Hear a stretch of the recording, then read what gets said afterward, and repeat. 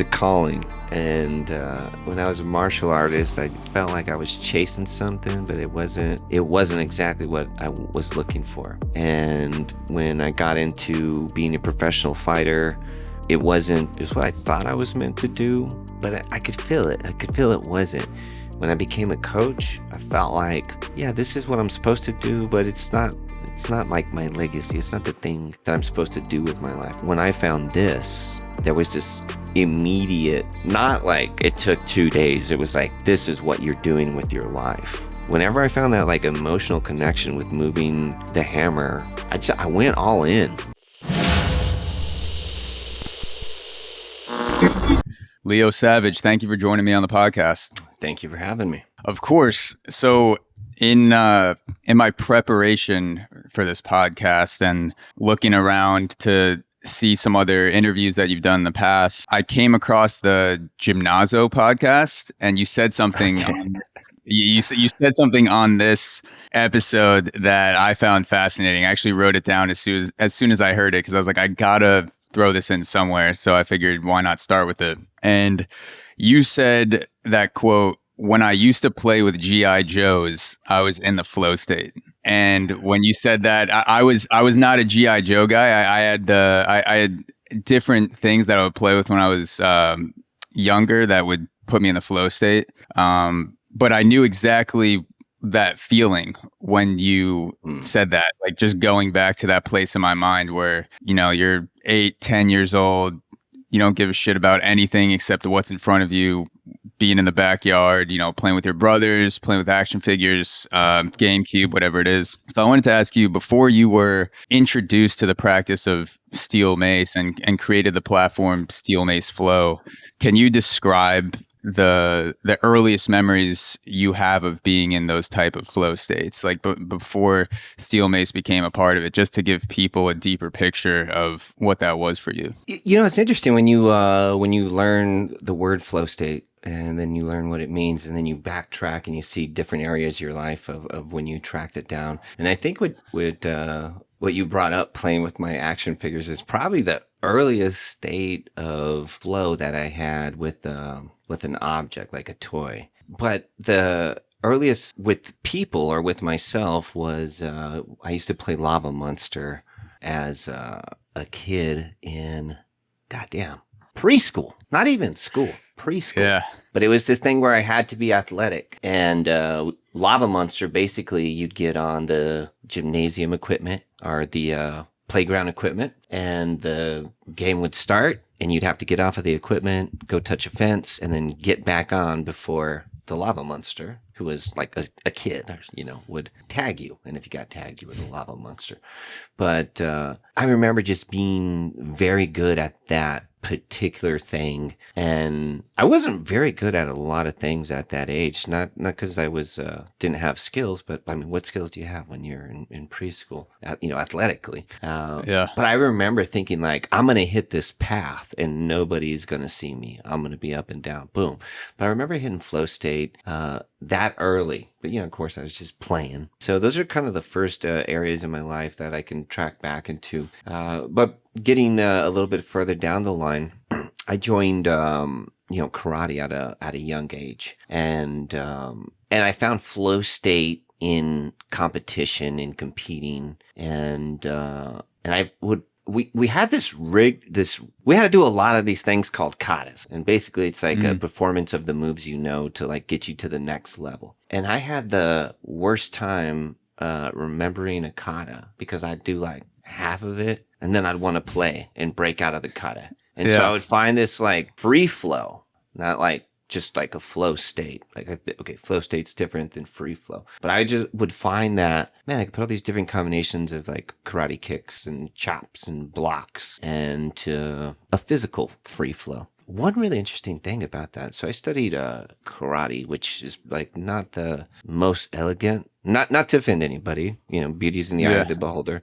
but karate was like a rigid, like straightforward, boom. And then Kung Fu was like very, and so I found at times like a neat bridge between two strict movements was like a flashy movement. And so I would play with free flow with like introducing different martial arts styles that I had like seen on TV into like maybe my own martial arts training. And then back into and I know like martial arts is a physical thing, but it's not really thought of like strength and conditioning. And so to talk about when I found like strength and conditioning in flow, back early on when I became a personal trainer, I fell in love with this thing called the TRX. It's a suspension training system. Yeah. The yellow suspension band. It's like black and yellow that hangs in the gym. It's like a cloth suspension type rope thing. So even the story about that fucking thing is cool. It's like this like elite soldier wanted to work out. And so out of his like black belt and his parachute, he created a suspension training system to like train and get like keep in shape. Wow. And it was mobile. So even that was a cool system. So like, that's the most savage. That's the most savage way to create a training system. Yeah, just what do I have? what do I have on me? Well, I think I have my black belt and my parachute in my bag. I'm just gonna fasten something out of that real quick, and then I'll take them apart when I need to jump out of a plane. Just imagining the soldier packing up his black belt to go on mission is like savage enough to like you might need to choke someone out. So I got heavy into TRX, and it's kind of the same thing as karate. It's like, do these fucking moves exactly like we do them. And, you do hundreds of reps and you get like certified and you get higher levels of certification. And one day I stumbled on this beautiful video called TRX Flow. It was on YouTube. And it was this very beautifully athletic female doing move you probably knew, and then transitioning into another move, and then doing the one move, and then transitioning to another move. And I had done things like that, but I just always called them complexes or various things like that. But I saw this like music, I saw this performance, and I was like, all right. And I went to the gym and did a bunch of TRX Flow. Was my first like fitness tool that I use for flow.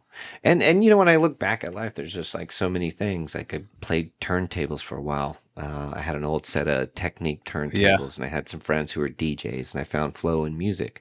And I was in a band called the Schoolyard Villains in high school, and I was the drummer. And I found flow, and I found free flow in being able to do like a drum roll or a drum solo. And so flow has always been attached to me. It really got stuck on me when I got into martial arts, into MMA.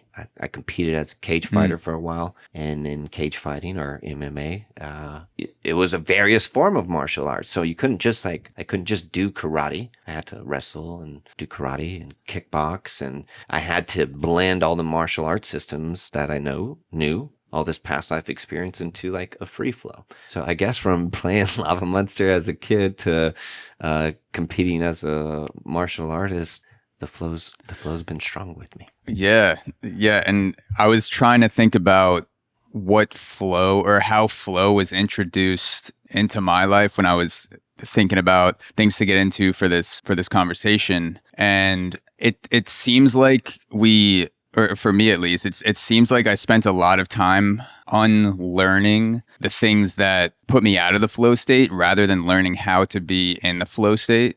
Because I think back and just like the G.I. Joes, playing games in the backyard, my first introduction to sports, basketball, baseball, where I'm just focusing on movements. There's no sort of professional aspirations yet. There's just, I want to be good enough to play with my friends. I want to compete right now. I want to score points. I want to do something. I want to be in the moment, completing some task. And then when I was introduced to the word flow state through baseball, and I played baseball for almost 20 years and stopped a few years ago from like 5 years old to 23.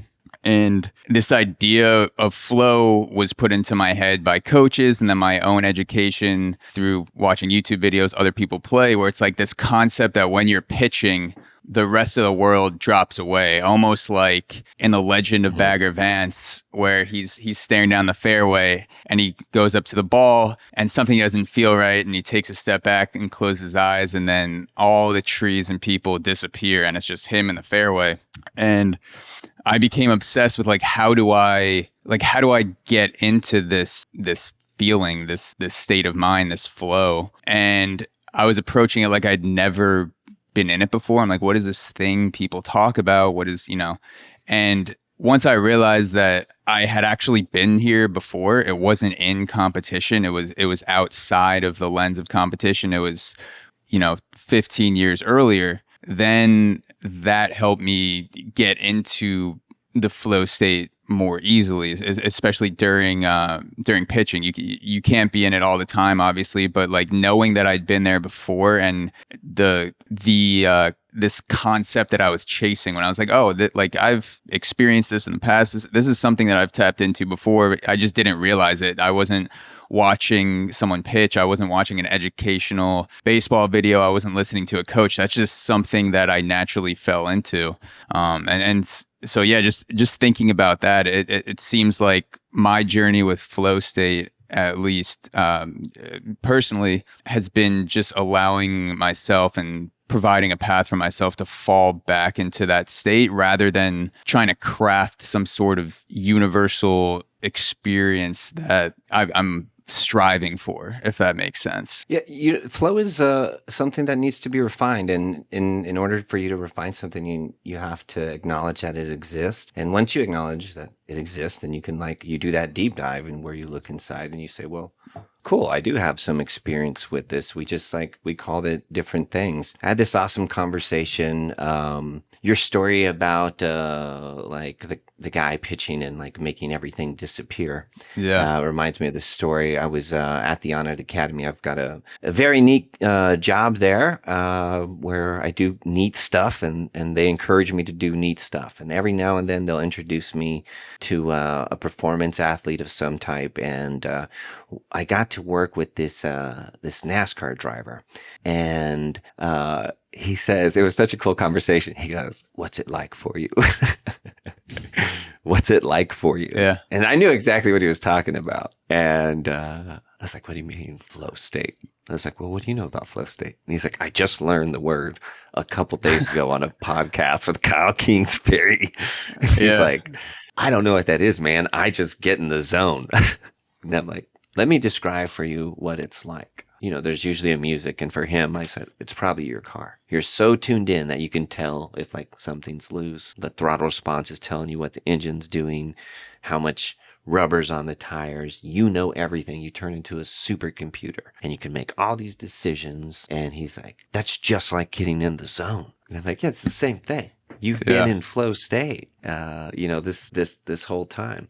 Speaking of dimming the surroundings. So that's speaking of, let me actually talk about chasing flow state just for a second. In the martial arts world, you're introduced to flow state immediately. Because as a martial artist, usually you have heroes. And so you learn what the heroes said, you learn their cool quotes, you find out about Bruce Lee, and Bruce Lee says flow like water. And so flow and martial arts have been around for a long time, but it's kind of I'm just going to be real. It's kind of at one time, flow was like the dim mock. Do you know what the dim mock is? Dim mock, no. Death touch is this martial arts move that I touch you and supposedly you die. But it's is that like myth. In Kill Bill? Is that like the five fingers of death kind of in Kill Bill? Okay. There's always some secret move or idea, philosophy in martial arts. And even though you're a kid and you're impressionable, you kind of you're like, I don't know about all that shit, man. I don't know if all that's real. And so flow was kind of one of those things growing up as a kid where I was just like, I don't know, man, that might just be some I'm trying to sell tickets type of talk. But I was introduced to flow state real young as a kid. But I didn't really have a way to refine it. You talked about, I love when people bring up unlearning. I always like to think of the yin or the yang is, you have to definitely retain. Yeah. And, with retention comes refinement. And so acknowledging, oh, okay, I do have flow state. I did use it. Well, do you have a practice to help you develop getting into flow state? So that way you can use it in other areas of your life. How would you define flow state? Because I'm trying to think with the NASCAR driver. With the NASCAR driver, it seems like you're almost thrusting yourself into flow state because you're performing a task that if you are not 110% attentive and you make one 0.2 millimeter of a mistake, your life is going to be over, or may be over in a bunch of different circumstances. Different type of flow state. Yeah, if you're looking at it from that perspective, it's like, does flow state, do you need to be in a near-death experience, or is being in a near-death experience almost like cheating to get to the flow state? Like if you're skydiving or driving a race car, it's like, okay, I could, like the way that people look at psychedelics. Some people say that psychedelics do for them in 1 or 2 trips what 10 years of therapy did. So is driving a car 300 miles an hour like the psychedelics of flow state, where you just enter this other realm and you could get to a place that might have taken you 4 or 5 years practicing something else? Well, yeah, but let's examine the possibilities. Yeah. It probably comes with refinement. Like his flow state, back to refining, like he just didn't just start there. You know, he sat in the car for years and developed the skills to get into that type of flow state. So my definition of flow state differs from time to time, but the consistent is I'm fully there. I'm fully capable and I'm fluid. And so whenever somebody's in flow state, I'm imagining that they're at their peak, at their top performance level. They can make the best possible decisions, provided the fight or flight response doesn't outweigh the user's skill. So and that comes from refining. I don't use flow state to save my life, but I guarantee you, if I got into a situation, my practice of refining my flow state would jump in. But I use my flow state in the opposite way. I use my flow state to calm my central nervous system down, not drive 200 miles an hour with other killing machines. But flow state for everybody's different. Yeah. Well, so you were a professional fighter. You trained at a UFC gym, and if you were in flow state while fighting and trying to refine that, you're in a situation that could possibly lead to death. So how does that feel when you're in a flow state in a situation like that, that's extremely dangerous to your physical health, versus being in a flow state with something like swinging a mace or practicing a kettlebell, doing some sort of mobility movement, like the controlled violence with the possibility of death versus the controlled violent movements, which is what mace can be, but no one's trying to swing back at you with another mace while you're trying to defend yourself. Yeah, so I guess the person attacking you would be like the big obvious difference, but let's get into it.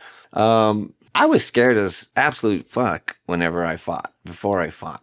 And I would take that in there with me. And there was this, like they say, once the bell rings, things change. You get into your rhythm.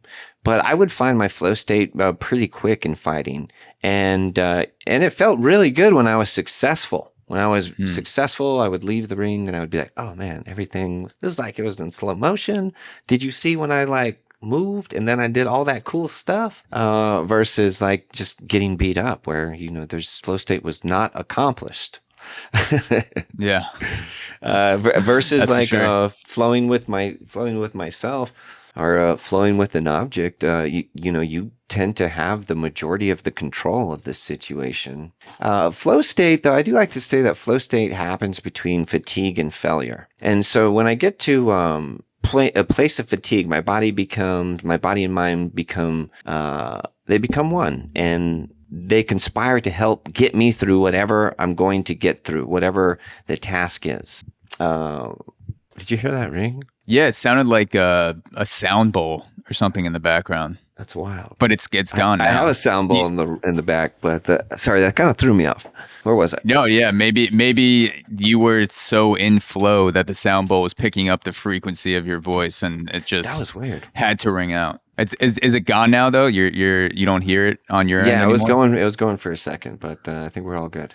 All right, all good. You were talking about being in the ring with the flow state, and between fatigue and tiredness. when you Or get fatigue and failure. Sorry. yeah. So when you get beat up, flow state doesn't get accomplished in the ring, and so same thing with the mace or like a kettlebell. If I haven't refined my skill enough, it can be a physical and mental beating. And so I guess there are some similarities, but yeah, I guess I can't really pull anything different between the two that are outside of each other. There's a very soothing consciousness. There's this very odd thing that happens where you feel like you lose time.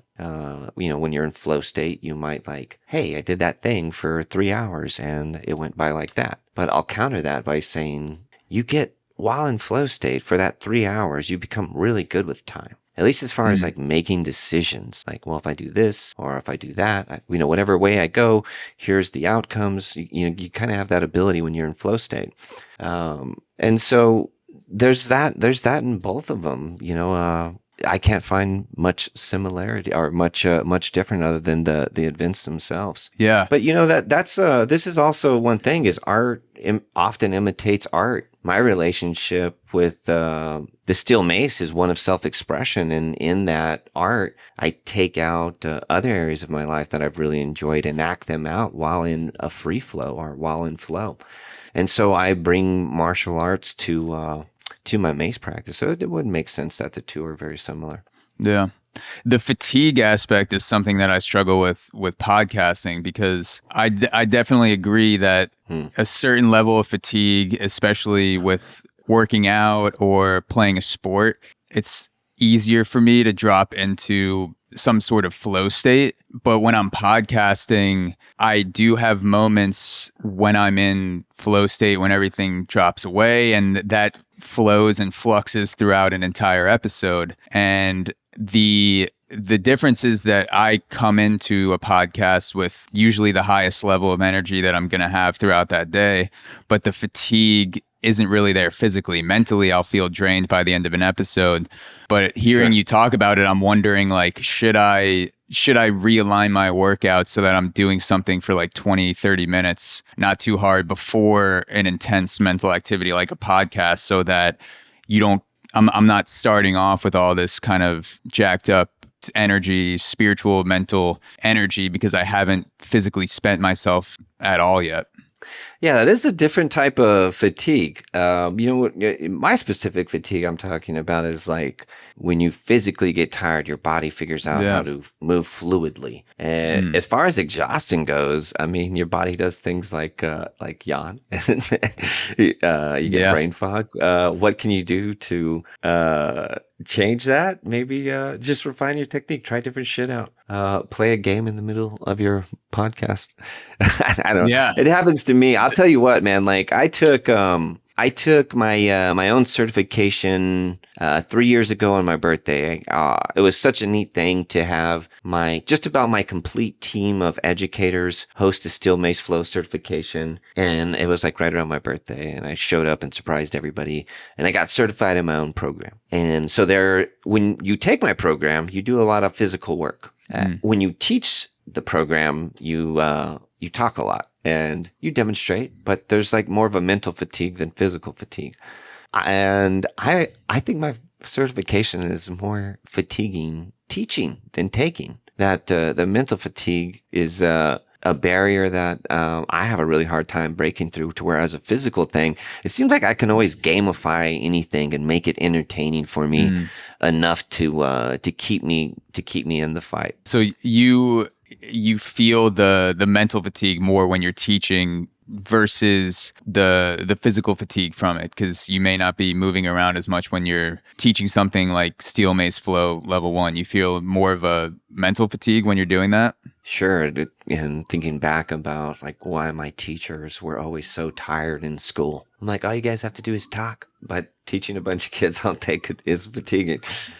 Or adults, for that matter. Yeah, no, it's exhausting. I definitely have an appreciation for anyone whose career demands that they speak for long periods of time, because I took that mental well for granted when I first started podcasting a few years ago. And I just thought that whenever I have free time, I can record a podcast, because if I talk for 2 hours and then I can do it later that day again, or maybe I do 3 or 4 in a week, podcasting is not tiring. It's just talking. And then I had a lot of trial and error where I'm recording back to back to back to back, sometimes episodes early on. And I'm like, my brain is not working. Like the muscle, whatever the conversational muscle in my brain is that I am not smart enough to scientifically explain, but like I feel the juice being squeezed out of my brain in a good way during a conversation, because I know that I'm thinking and I'm working and I'm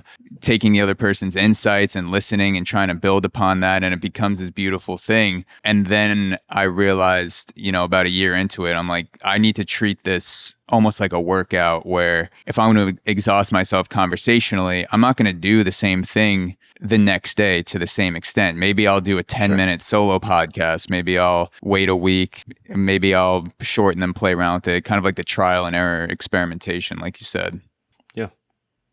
Yeah. When you brought up that Gymnazo podcast, it's always interesting when people bring up something you said. I've been very blessed to be listened to quite a bit. And I'll often get conversations where people will say, "Hey, you remember when you said this thing 4 years ago? It has attached to me, and here are the results." It always makes me just about blush. So that one wasn't so bad though. Well, and playing as a kid it's just one of my favorite memories. And I remember I was talking about this with my partner. I learned to unplay. I remember that shit, man. Speaking about learn the to unplay, to unfucking play. Yeah. What does that mean? You just were sticking I can share my experience. Yeah, I can share my experience. Of course. And so maybe some people will resonate with where they were in their lives. But I was passed around a lot as a child for different home situations, and so I got separated from my brother and this neighborhood I lived in, and it was this new startup low income housing, and it was so fucking cool. All the kids had bikes. We all played all day. Like we would leave the little apartment and we'd just go tear it up, and we'd come back when the lights were on. Okay. Couple years pass. I get separated from my mom and my brother, and I come back to my mom and my brother, this amazing kid environment, and everybody was in a gang. I remember coming home, being so excited. I'm going to go to Vanessa's house. I'm going to see where the bikes are, whose front yard the bikes are in. I'm going to fix my bike. We're going to do this. I wonder if I still have my toys. And we're going to play kickball. We're going to go to the grass field. We had this grass field, man, where we would all play organized, unorganized sports. And everybody was in a gang. I got back and I was like, "Hey, let's go see Alex." And it was like, "Well, Alex's brother is a skinhead."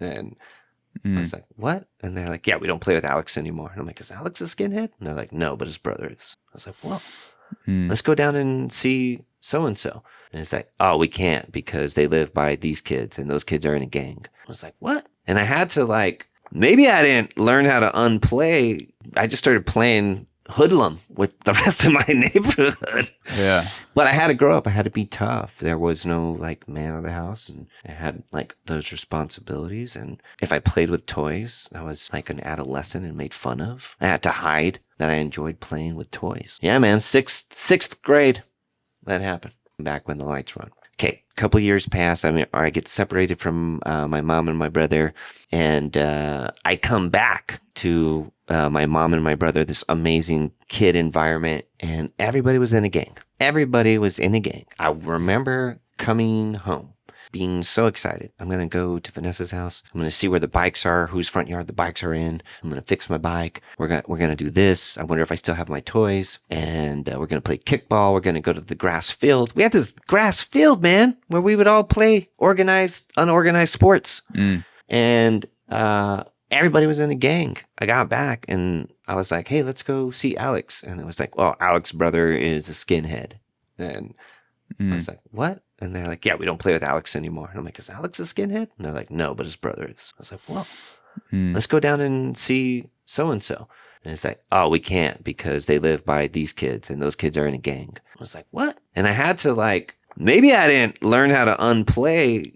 I just started playing hoodlum with the rest of my neighborhood. Yeah. But I had to grow up. I had to be tough. There was no like man of the house, and I had like those responsibilities. And if I played with toys, I was like an adolescent and made fun of. I had to hide that I enjoyed playing with toys. Yeah, man. Sixth grade, that happened. Hey guys, this is a quick reminder that the 2 best ways you can support the show are by 1, leaving a rating and comment on Apple Podcasts and Spotify. This is like foreplay for the algorithm because it revs it up and makes our show appear higher in searches. And number 2, you can subscribe to AUXORO Premium at auxoro.supercast.com, where for $5 a month you get bonus episodes and more exclusive content. Thank you for however you choose to support the show.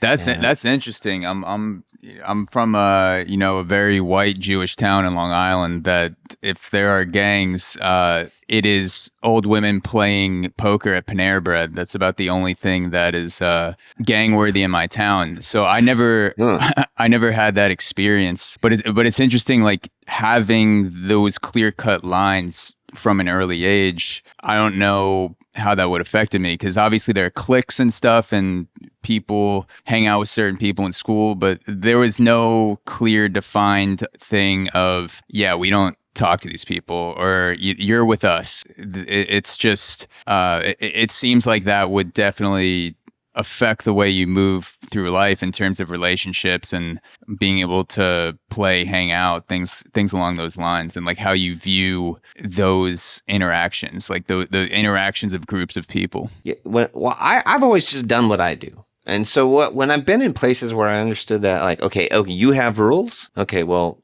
if I have to do your rules because of where I live or great bodily harm, cool. But as soon as I get away from this situation, I'm going to continue to love and express, the way I want to. And so it taught me a lot, like being, kind of back to that story about just being in an environment of gangs. When I was moved back to my mom's, and everybody agreed that was a bad environment for me to be in. And so they moved me back to my grandma's, and my, God bless him, my uncle was, a gang member himself, and my roommate. He sold meth out of my bedroom window. I'd have people knock on my window, and he'd sell meth. I remember entrepreneurial times, spirit. my uncle going, "Here's the gun. It's loaded. Here's the other gun." Wow. And what an environment to grow up in. So it was just all around me. But what it showed me is just like what I don't want to be. Like this. These are great. I love you. I'm not going to be you. I love you so much, Uncle. You taught me a lot. He's doing good now. He was in a Mel Gibson film for being a gang member. Shout out to living that life. Commitment. Hell yes. Refining his flow states. So he wasn't doing it just to be in a gang. He was preparing for the part in the Mel Gibson film. He was a method actor. That he could always chalk it up to that. He's like, I'm just method acting for that part. I was just doing it for my later career.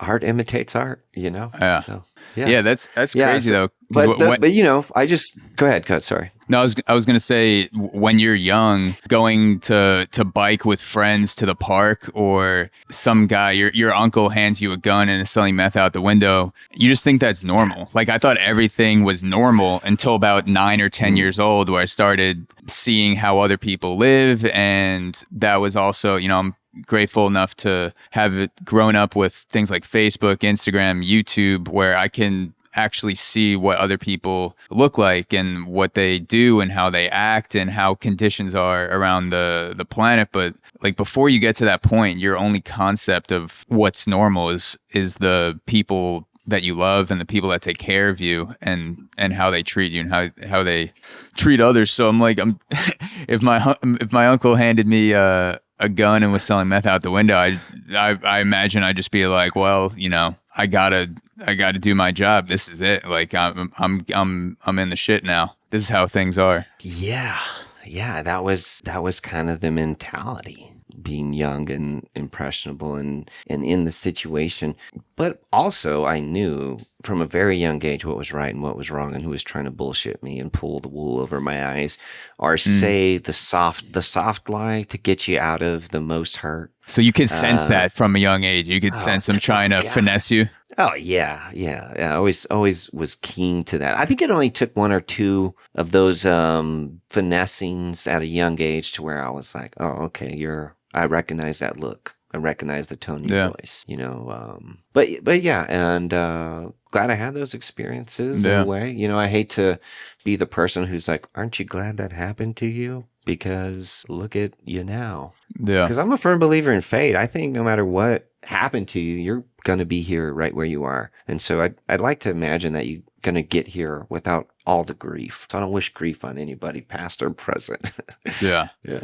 Well, speaking of things that got you to where you are, Yeah. what was the spark or the moment or the session that led to Steel Mace Flow becoming a part of your life? Like the first time, Very first time. before you had the steelmaceflow.com, before you had any sort of formal things, like the first time you moved with a mace or a mace-like object, just kind of playing around with it.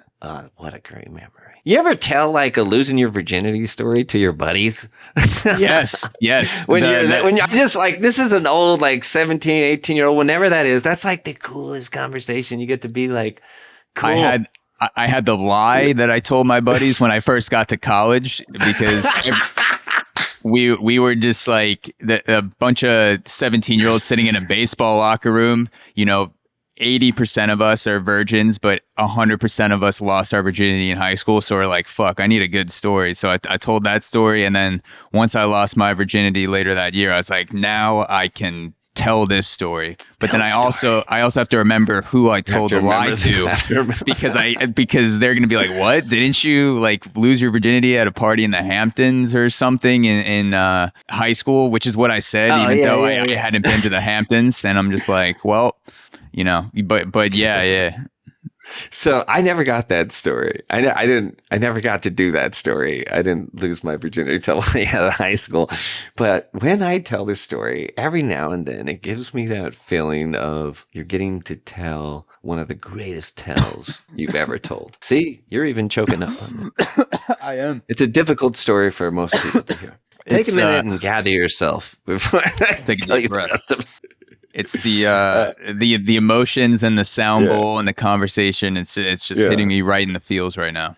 So it's a funny story, but I was a manager at a gym, a UFC gym, and I had to close and open the gym, and I had quite the commute, and so I would sleep in the gym on Sunday night, and I wouldn't get a lot of sleep. But I slept like shit, so I'd wake up a little bit before my shift and get like a good workout in. So I had this little space where I would do this workout thing.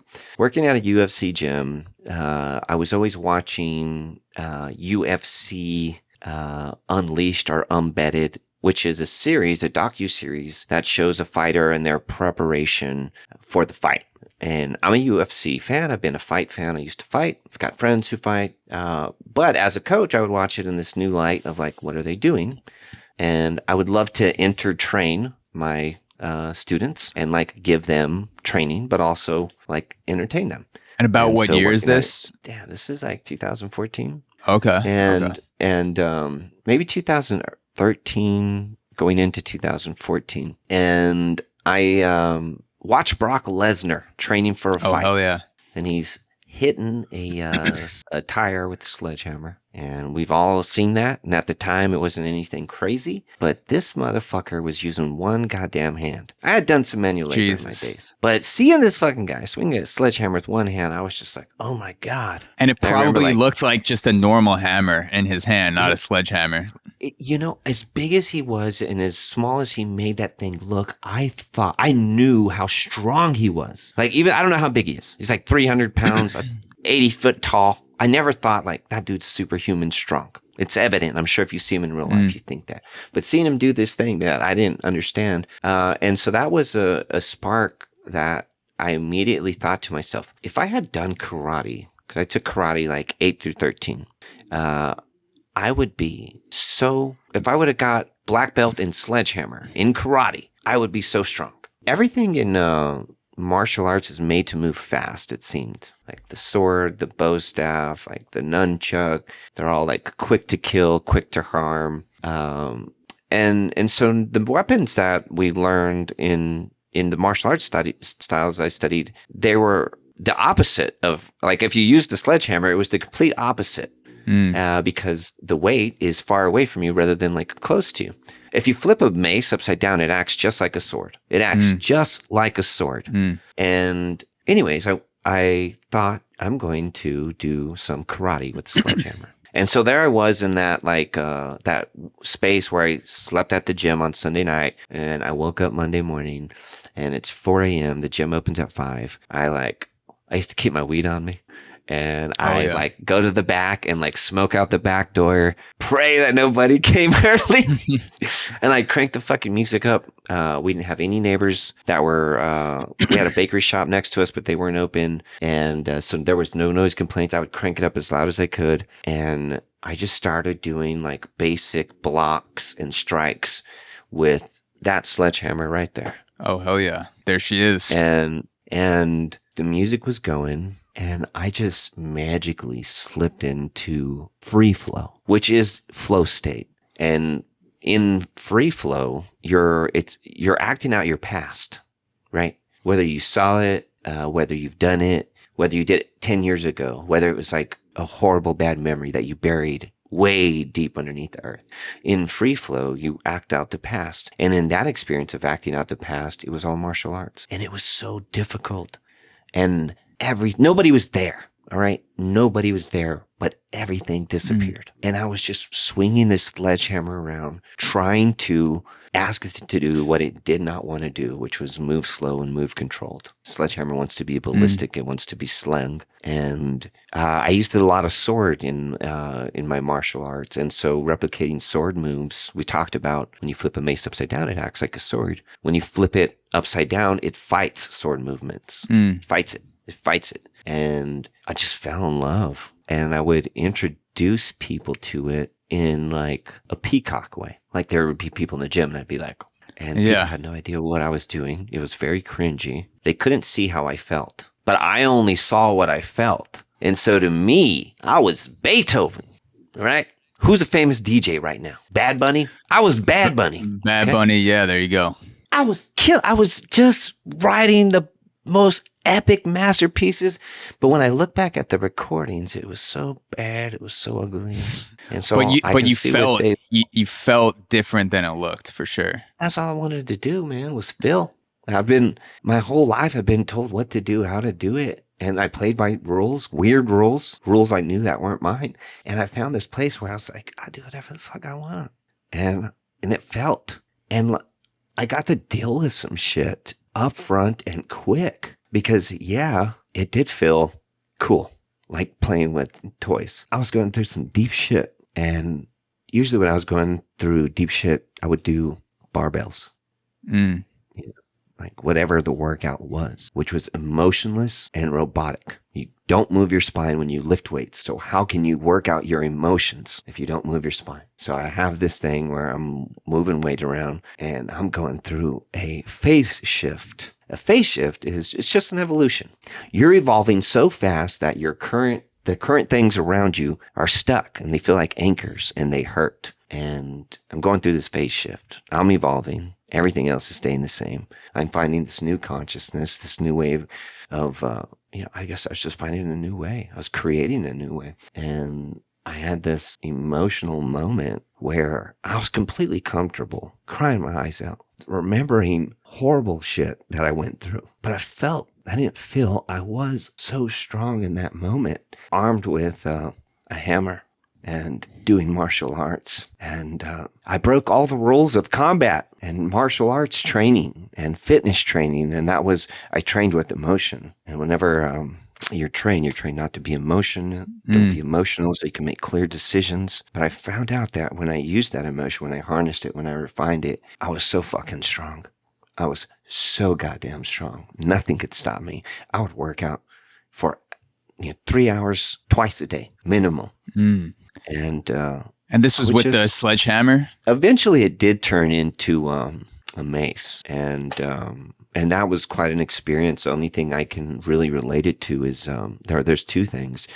The sledgehammer is not meant to slip through your hands. It's meant to stick to your hands. The steel mace and the way that the Onnit Academy designed their workout concept mace was with a flat finish, not a glossy finish. So that way your hands would slide down it rather than like make a skid. And so your hands were meant to transition on this new mace. And so imagine running and being very good at running, and then somebody putting a pair of running shoes on you for the first time. You'd be like, well, maybe that's not the best example. It might feel weird on your feet, but you would definitely feel the advantages of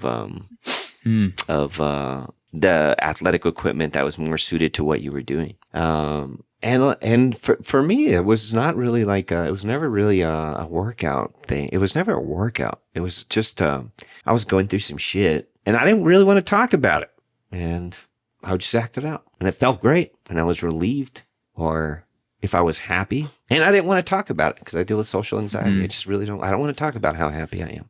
I would go grab my mace and act it out, and it would amplify it. So and breaking either way, breaking outside the bounds of the traditional weightlifting routine, 5x5 sets, not moving your spine, lifting barbells, and leaving that behind or placing it to the side for a sec, and then picking up the sledgehammer, and then you have this kind of undefined creative space. That's what sparked this change inside you, or this feeling that you could get in touch with something that you couldn't when you were lifting a barbell, following the more traditional path. Yeah, there's that Greek thing called what is it? Some weird that's not coming to me right now. Is it a workout thing? No, it's a calling. And when I was a martial artist, I felt like I was chasing something, but it wasn't exactly what I was looking for. And when I got into being a professional fighter, it wasn't Damon. It wasn't. It was what I thought I was meant to do, but I could feel it. I could feel it wasn't. When I became a coach, I felt like, yeah, this is what I'm supposed to do, but it's not. It's not like my legacy. It's not the thing that I'm supposed to do with my life. When I found this, there was this immediate. Not like it took 2 days. It was like, this is what you're doing with your life. Whenever I found that like emotional connection with moving the hammer, I went all in. I dove into every Reddit post, every YouTube Steel Mace video. I just did all the research I could, knowing that somebody else is doing this. I'm not the only guy doing this. There's got to be, this is so fulfilling in life that there has to be other people doing this. And I began to search, and there was nothing. There was nothing. There was a practice in India called Gata, and it's a big way of life, and then in that way of life, there's this one exercise you do, and you swing a stone and a stick. And there's a bunch of other exercises involved in that. And so there was something like that. And there's history on people having mace. The Queen of England has a mace. Do you know the Queen of England? The Queen of England has a mace. I would love to see her do some 360s. You have seen it. The royal scepter, a jeweled gold mace. Yeah, just like the Pharaoh. Just like, the United States Marine Corps has a mace. No, I didn't know. So the mace is the way that the mace is, why it's so regal. They invented the stick, and the stick stabbed the person. And so they invented leather, and the leather no longer stabbed. And so when the armor upgrade, the weapon would upgrade. And when armor got real thick and swords couldn't cut through armor, the mace. You would concuss your opponent, and a bullet shaped like a mace. When you take the tip out, it looks like a head of a mace. But anyways, the mace was always like the tool, the ultimate combat weapon. Yeah. And so there was like a lot of research in it, but there was nobody doing a martial art. There was no Shaolin temple of mace work. And I thought it was super bizarre because there was so much education on swords. There's so much education on swords, nunchucks. There just was not a lot of how do you use a mace. It's fucking difficult. There were workouts where people were using clubs and different type of tools, but the landscape on creating art with a mace, it just wasn't there. And I felt the changes that were happening to me, they weren't happening because like I read a book or I went to church 5 days a week.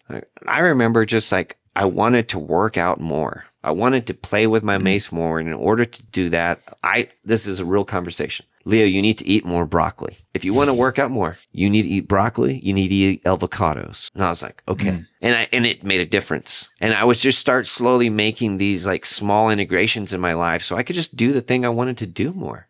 It made me a better person. And like I totally changed, man. I was hooked on drugs and partying and lived in the victim mind state and wanted somebody to rescue me and bought lottery tickets and asked Jesus to bless me with money. I mean, I really changed. And I'm not sure how soon after, but immediately, I'm just going to say immediately, I wanted people to have the same life-changing experience I had. But I ran into this big problem. So I didn't know how to teach people how to do what I was feeling.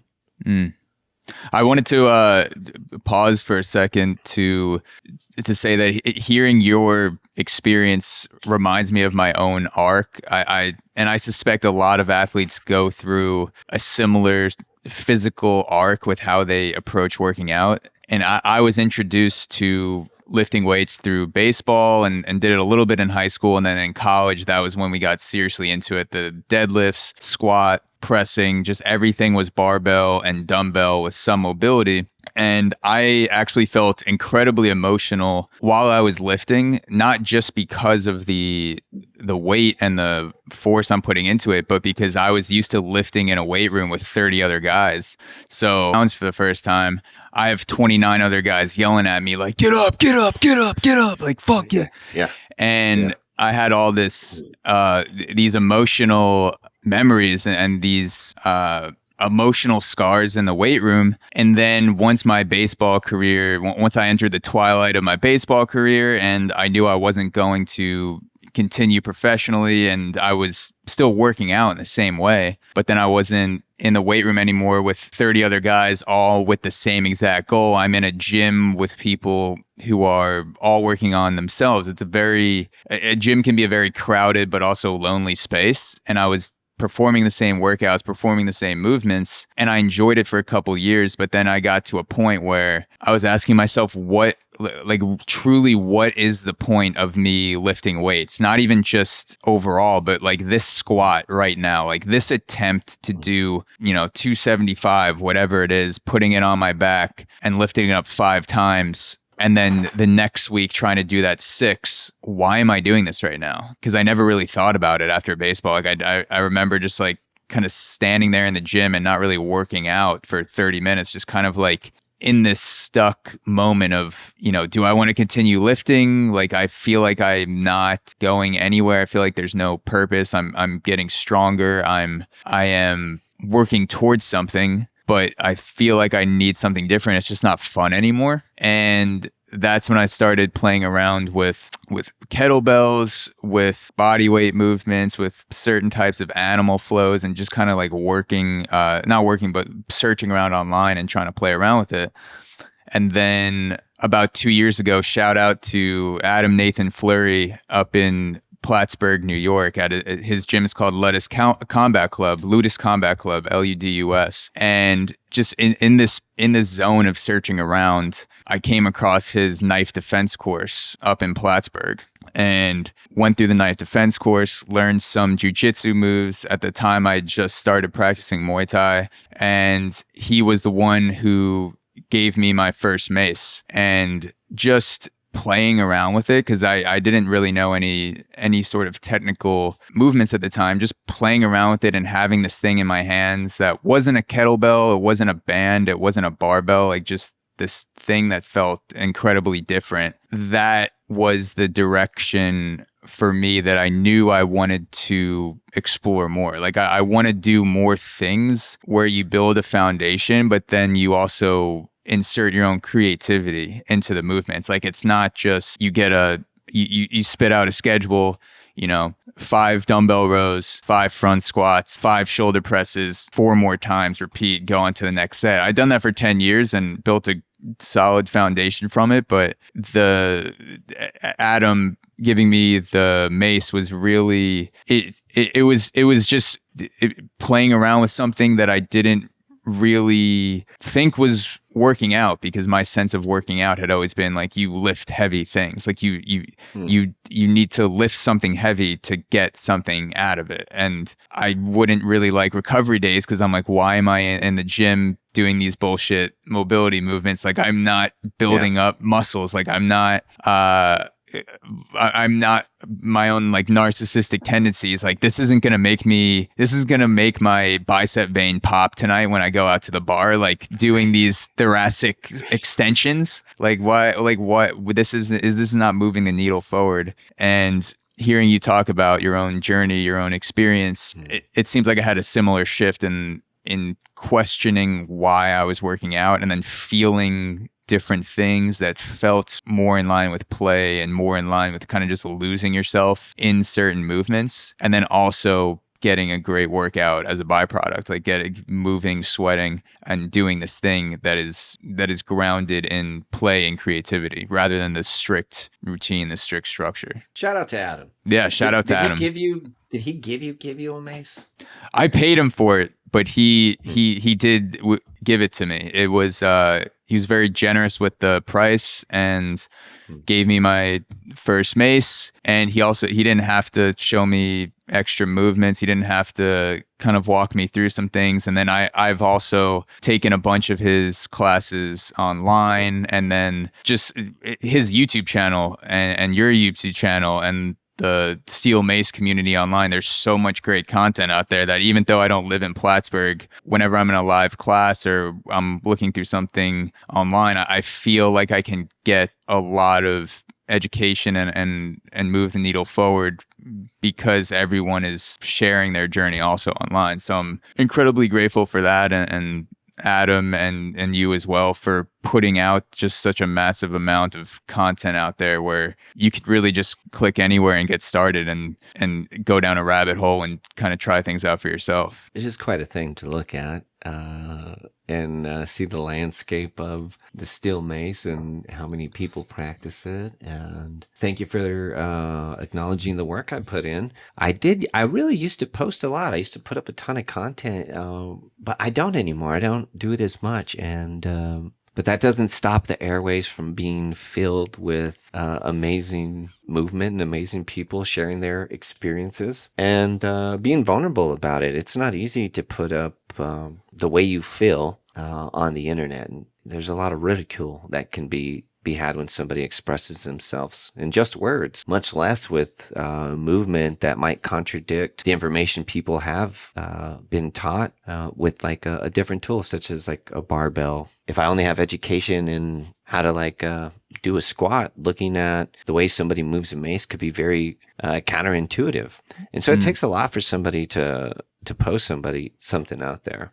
Do you get a lot of ridicule? Because I can't imagine ridiculing someone that's literally just moving and trying to do cool shit. It's so bad. It comes from everywhere. But whatever, they're watching. And, is there a certain group or a certain similar way of thinking of the people that ridicule you? Is it like traditional guys who are like, you shouldn't do this or something? Yeah, that kind of goes with the territory, but that's getting righted right now. All right. Like, those dudes are starting to see more people, including their heroes, move in non-traditional ways. And so that eases up the ego a little bit. And it's like, you know what? Arnold's doing functional training now. What? Let me get a little bit of that. And so it's not so bad, but this will trip you out. It's actually from the mace community itself. So from within the mace community, people can be divided. Look, the mace community in the whole pie of fitness is so small. When you put unconventional fitness, and like when somebody says like unconventional fitness is taken over, I'm like, please, man, Do you know how much fitness sin is going on out there? You kind of have to get into a certain level to find like this like type of fitness. And so it's super small. And so not a lot of people know about unconventional fitness. And then when you get into categories of unconventional fitness, you look at Steel Mace. Whoa, what a small sliver of the pie. Who else talks about the pie other than the people who know about it? And there are different philosophies in how you teach mace. And mine, I don't really do reps. I don't really stretch out. I don't really warm up. I work out for 3 hours. I set my mace down and I have a good day. I wake up happy. I go to sleep happy and I'm injury free. Every now and then I have a flare up, but I'm 41 years old. Check me out. I've been doing this for 8 years. I experiment and play with the mace every day with some refinement. When I find something that attaches to me, I just like to do it, but I don't do reps. Every now and then I'll write a workout because it's fun. I'll do it because my community enjoys it. But really, I just flow. I just move freely until I get done working through my emotions or have had enough fun. And that's completely untraditional, non-traditional. And so people who are trying to legitimize the mace who are using the written science in like hypertrophy and rest periodization, how to build cardio. They have implemented that same logic to the mace, and it works. It fucking works. It works very well. The mace can work as a great supplement tool, but they make some heavy mace out there. And so there's a way to build extreme strength using the old philosophies. Don't want to say too old philosophies, but just like current philosophies in like hypertrophy and doing reps and resting. Yeah. Hey, and it can be done. Speaking of the science behind it and studying the effects of the mace and legitimizing it from, like an official scientific standpoint, a thought that I had is if I was introduced to the mace back when I was playing baseball, I wonder how that would have affected the condition of my shoulders, because the first time I ever did a 360 was 3.5 years after I stopped playing. But I've never felt such a full and rapid activation of my shoulders from that beats performing a 360 swing. And so I was thinking to myself, if someone told me, usually you might have about like 15 to 20 minutes to warm up in the bullpen. If someone said to me today, you have 2 minutes and then you have to go into the game, 2 minutes to warm up, I would do 360s, a minute and a half, and maybe like some switch curls, some lunges, and then just go into the game, like throw 8 warm-up pitches. But like 100% for activating my shoulders as a throwing athlete, I would go 360s. And I would be curious to see if there are any studies with MRI activation where you can actually track the traditional methods of getting warm for baseball or football. And then, you do the bands, you do like the whole Jaeger bands is what a lot of people use. It's like the Jaeger 10. And then you compare that to the activation you get to warm up with a 360. Yeah, I'll be really happy when anybody decides to do that, but that is not my wheelhouse. Imagine this. You're getting ready to be competitive and you want to warm up your shoulder, but what else do you want to be during game day? Present as fuck. Want to be in that top-notch operating state. What if you had a practice you could do that got you, boom, into flow state? Like a free flow. That would be another level of warming up, because that's really what you're doing when you're like warming up, is you're focusing on like casting a vision. I'm going to hit this home run. I'm going to catch this ball. I'm going to do this superhuman thing. So you might be daydreaming about what you're going to do. Oh yeah. Just like intense visualizations, seeing but the now pitches. You get to act it out with your mace and not restrict the movement to like the only thing that you're like, the throw. Yeah. Oh, yeah. It would be great to when that stuff pops up. Yeah, and I'm actually so thankful that there are different styles of mace, even if they don't necessarily all feed the same energy, because having choice means freedom. Fuck yeah. I'm so glad there's a style out there that completely contradicts mine, that you can learn both. And not only the visualizations for yourself, but I'm imagining I'm on a baseball field, I'm on the other team, the only things that people really use to warm up are these light dumbbells and resistance bands and rollers. And then I see the starting pitcher just fucking swinging a mace to get ready. I'm thinking in my mind, God. like, this dude's about to just mow down the entire fucking team. Like, he's doing 360s, single arm. Like, camera zooms in on that guy. Sports agents start calling as long as he makes a play. This dude's about to throw 110. If he doesn't make a play, he gets beat up during his representation of flow state. then ineffective flow state. But yeah, that would be. I've always thought of different ways to popularize the mace and not just stay true to my art. I'm very true to my art, but I know that there are gimmicky ways. I could have put out like a workout video on how to work out with the mace and then done like do 10 of these, do 5 of those. And it has been suggested enough times to make a small fortune if everybody bought one who suggested it. But I've resisted and just stayed true to the art. I've always thought about things like paying a golfer who is really good at the driving range to swing the mace before he crushes a couple balls, or pay that professional athlete to swing the mace before he hits a ball, or that UFC athlete you train to walk out with the mace or use it for warm up. And it fits into a lot of places, and I think that's where a lot of people out there in their fitness journey, they're trying to create themselves, but they use the mentality of I'm trying to find myself, and they join games that are played by other people's rules. And if you put your rules in, or the ways that you want to do it, it's often thought of as wrong. And so you get to like find a place where, hey, we do have form, but you can do whatever you want. And if there's something wrong with the way you're doing it, we'll help you create some foundation for your flow, but we're not going to take it away. And so there's this ability to create yourself from within. I have so many students all over the world who are creating their own fitness regimen, moving exactly how they want to move, however fitness makes them happy, or helps them deal with whatever they're dealing with on a day-to-day basis. And it's not in a box. It's not in a you have to do it this way. It is a beautiful thing to see out there. And even though I have people, even in my own community, who don't identify with what I do, I think one thing we can all agree on is it sure is beautiful to see so many people do something you really like. Yeah. So when you're personally practicing with the mace, you said that looks like more free flow movement. You don't often perform repetitions or sets or things like that. Like you pick it up and you might move for an hour and a half, but there's not a strict box in terms of I'm going to do this movement here and this movement here. Like it's more of a flow style. Yeah, just kind of imagine a guitarist playing music. They're just going to play chords and maybe stumble on some things that they've done, and like have a good jam session and introduce old pieces to new pieces. And that has been the entirety of my career. But lately I've been doing this. I've been doing a lot of reps. This is the good thing about flow is, right, you get to go all the different ways. There are so many moves out there. I don't know how many moves there are now, Zach. There's like, I used to know all the moves, but there's so many moves out there. And I really like geeking out, nerding out on one move.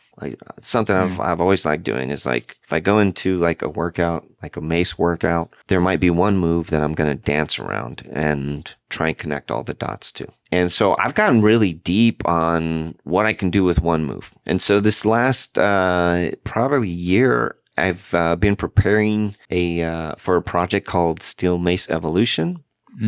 And the biggest part of that project is I kind of talked about Bruce Lee and flow and martial arts, and like, is it real or is it like ancient secrets that nobody can prove? And so with flow state, with free flow, I've always thought it would be neat to introduce people to exactly what I'm going through when I flow. But it's a really tough thing to try and present. I want you to feel exactly how I feel, because we all feel differently. But I feel like if you work on something really hard and really passionately for the right reasons, you'll get gifts, you'll get downloads, just things will flow into place. And so I've been working on this piece called The Story of the Heart, and there are 3 to 4 moves that you do. It's very simple. and there's a meditation that goes along with it. There's symbolism involved with the story and the way you move the mace. And so the person who gets to go through the experience, from what I've only done a few of them, it goes pretty deep. It goes pretty far. And so I've been able to put a mace in somebody's hand and teach them one move and get very, very intimate with that one move. And so I've been doing a lot of reps, but focused on creating this project and trying to introduce people to how to feel emotionally activated through a workout in a safe way. And there's only a couple examples of it, but it really opens up a door to show people how they can connect a movement to an emotion. And if you can connect a movement to an emotion, working out's really fun. Kind of like when you were on the team with the 29 dudes trying to lift the hundreds of pounds. It's connected to an emotion, and so you do it. But then when the emotion's not there, it's like, why am I doing this? And so teaching people how to connect to that emotion leads to a bunch of different gifts of strength and reasons why to be successful. And it's a little bit of cognitive behavioral therapy. You're familiar with that? A little bit, but could you remind me what Sure. it's CBT, cognitive behavioral So therapy? CBT is a really good form of therapy, something that I really love, where you rewrite the way you write, talk, and listen, and you become a different person. For example, I have to mow the lawn this week. You replace I have to with I get to, and it changes the way you live. I get to mow my lawn this week. Fuck yeah, I have a lawn. I have a lawnmower. I have gas. I don't have time to mow. Nice. Yeah. And so if a move, whatever your favorite mace move is, reminds you of that one time in that game where you won and you did all the stuff you promised that you were going to do to everybody, you did on that day and that second. And not only that, but you promised yourself that you would have that moment to capture that energy, that fleeting moment, and implant it into a move. You get so fucking good at that move. And so there's a therapy that goes along with the move because there's a storytelling or a meditation that happens with a physical movement with the mace. So you're tying emotions and memories to specific moves. And so when I think of emotions tied to memories, the first thing that pops into my mind is music, because I will hear a song and then I feel like 4 or 5 times a year when I hear certain songs, I will vividly be transplanted back into the moment where I last heard it or the moment that was most powerful while I was hearing the song. So it's not always the most recent one, but sometimes it's just like the one that left the deepest cut. And I feel like I'm there in my mind and I can smell things and see things. And then when another song starts playing, it's like, okay, like I'm back to where I was. Do you feel, is there a similar feeling that you get with that when you're performing certain movements? Like you are reliving memories throughout that movement or throughout that flow? Absolutely. And I can tell when my student has potentiated that same attribute, when they've connected a loving memory to their 360, because it changes the way they do it wholeheartedly. They care about the move. I care about how this looks. It makes me feel so good. I want it to be perfect. And yeah, so 100%. And music is something that I do use to help stir up the emotions and the memories. And I play specific music, but taking that further, I'm not going to be your coach for the rest of your life. I'm going to teach you and I'm going to kick you out of the nest and you're going to go teach other people how to live. But I'm not going to be your coach for life. I wouldn't be a very good coach if you needed to see me once a week. Okay?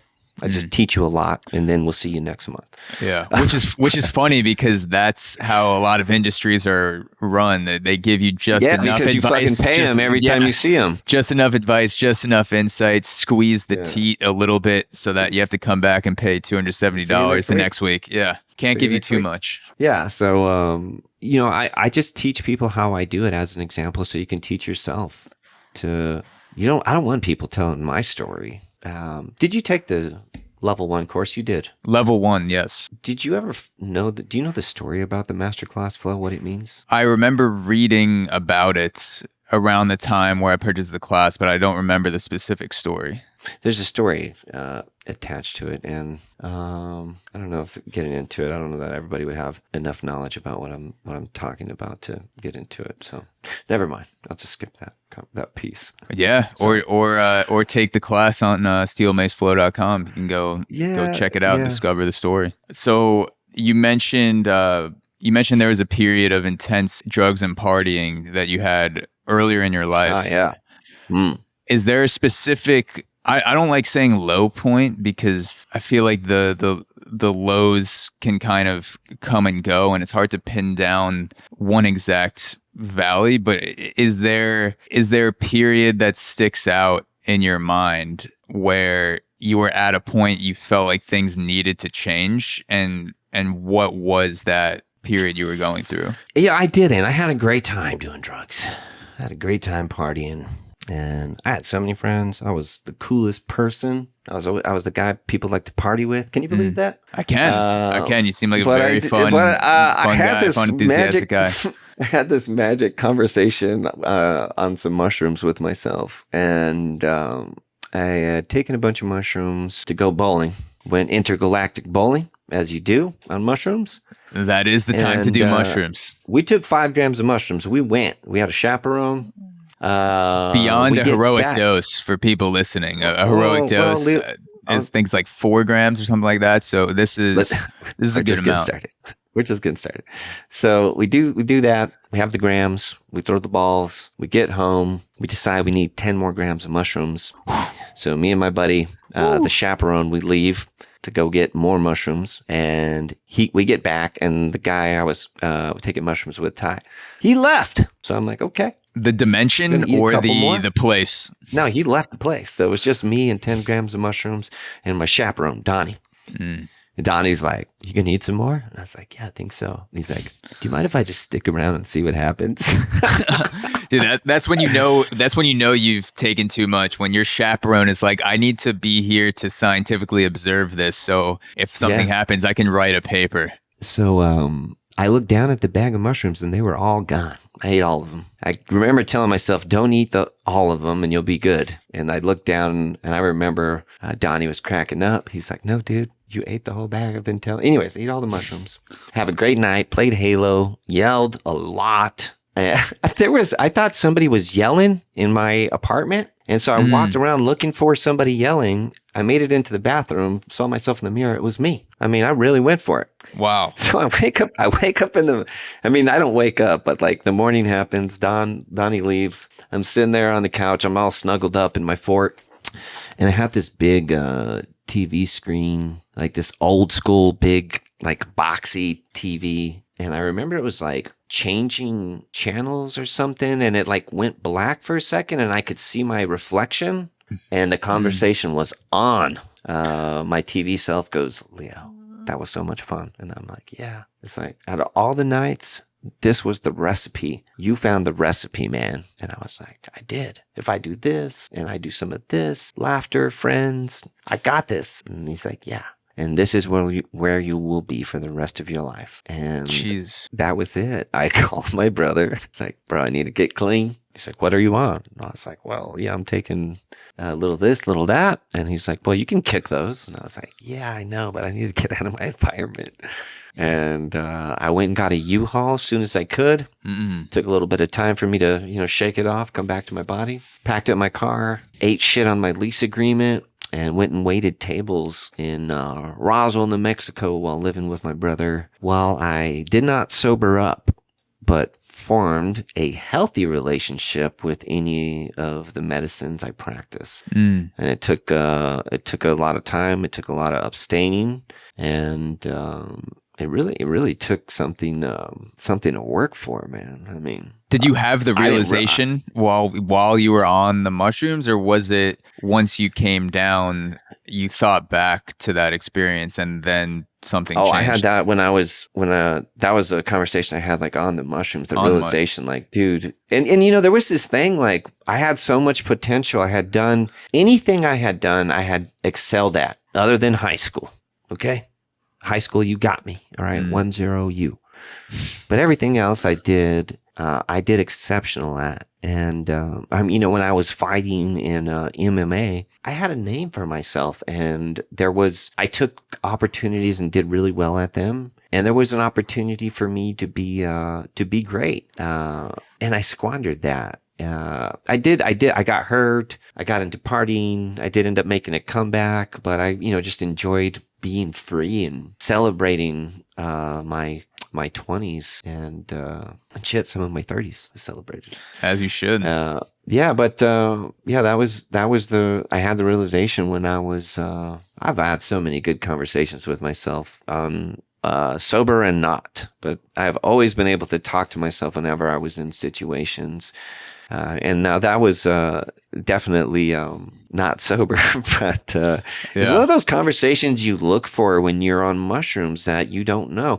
When I was using, it was never about, based on my story, how little you could take as it is now. It's all about how little can you take.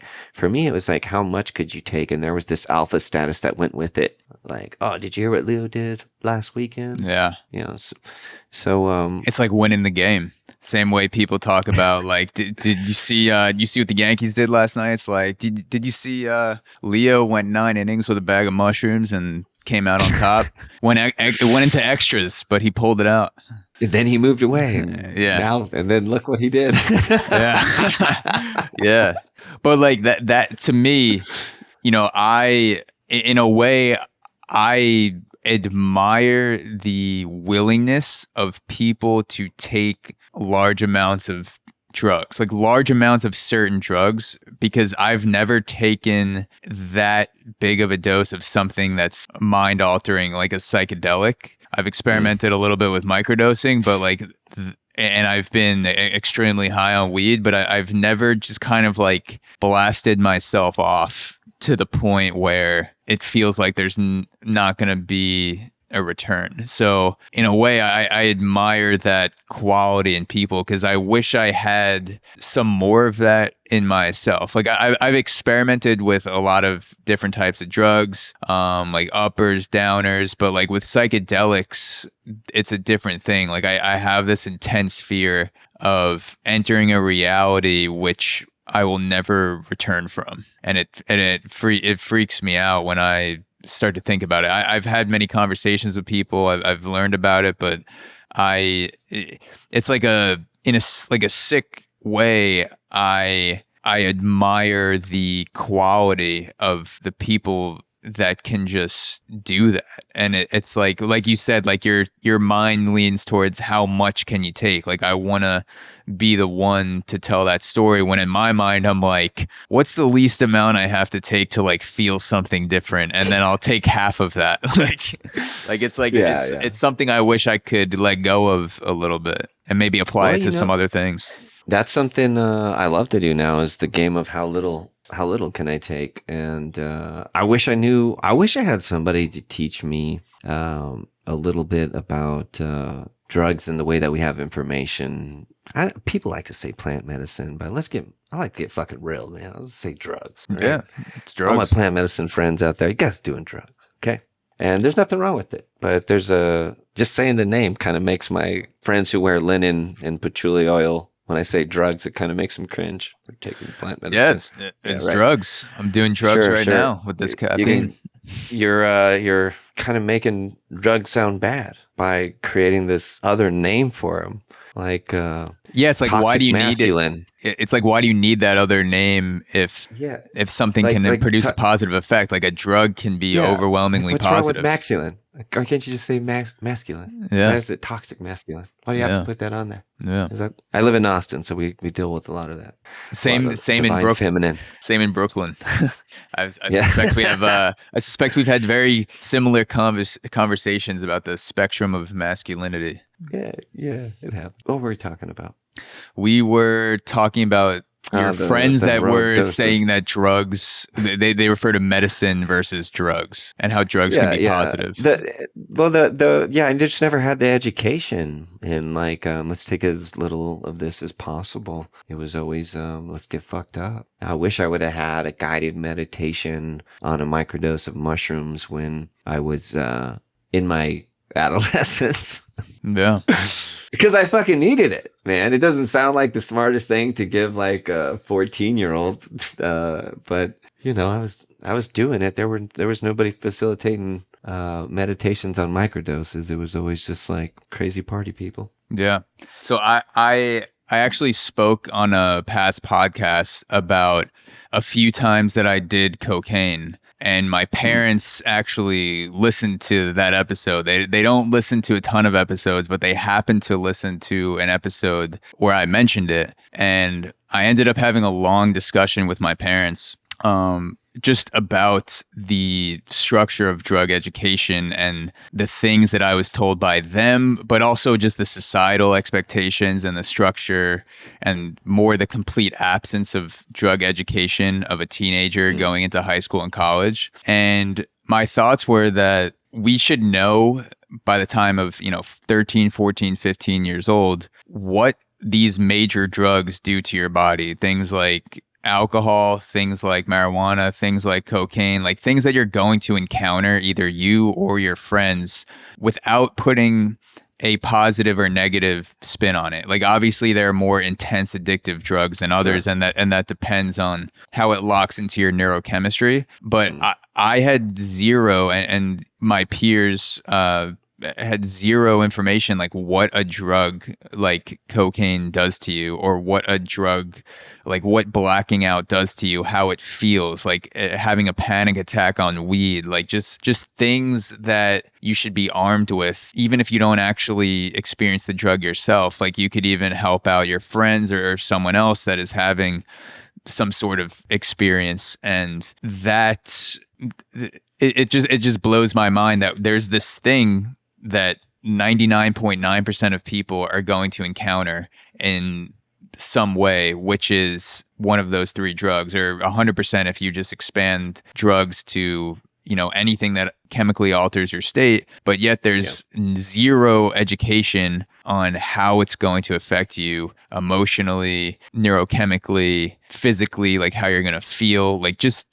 to prepare you for using those types of things. So that conversation kind of grew out of the podcast I recorded that my parents listened to, and we actually, we had a very cool discussion. Like I was talking to my parents about the times that I used cocaine, and I wasn't being punished for it, and they're actually like, yeah, like good point for some of the things that I said. Like there should probably be something that informs you in a way, or at least gives you better information to make a decision, rather than just saying everything is bad, everything sucks. If you do this once, your life is flushed down the toilet. Yeah, asking.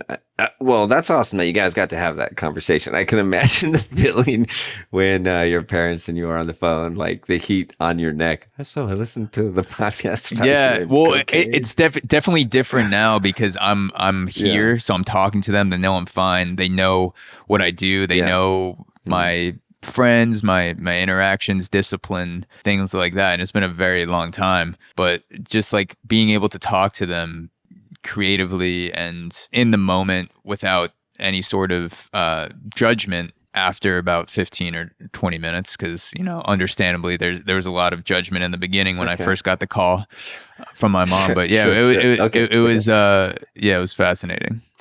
Yeah, and then I appreciate that they took the time to get some information from you, and that always makes a huge difference. One thing that served me well in my life is trying to understand why people are doing what they are doing, even if it does contradict my information. And it's really opened up a world where I've learned a lot, and I just quit telling people they're wrong once I introduced that skill. I was like, well, why do you do that? And this is something I learned from the Mace community. I had a student who got in a fight, an Instagram squabble, telling somebody that they were using the mace wrong. And then they threw my name in there. They're like, you're using it wrong. I learned from Leo. I was like, why are they doing it like that? They learned from this guy. So not, they're just honoring their truths. And so that was a lesson that I learned that served me well. And it's really opened up a space for me to take a breath whenever I receive some information that I'm like not in love with. It's like, instead of like, what the fuck's wrong with you? It's like, oh, okay. So tell me more. Which is the smoothest transition. Tell me more. And Tell me more. It doesn't like put. that. If you put somebody in a place of defense, then you're just going to hear all the things that are on like the surface level, the things that you're supposed to say, rather than like the real reason, which usually comes up after 15 minutes of like conversation. Yeah, exactly. Yeah. It's like all this surface level bullshit to get to the actual main point or the emotional. Because it gives me energy. line. Because I need it. Because it makes me feel good. Yeah. Because I was sick. Because I was 18. Like just stupid. Just like curious. 18. Curious. Yeah. Like just being curious about the effects that different things have on your 18, body. 18, man. God, that was a lifetime ago for me, man. 18. High school. Yeah.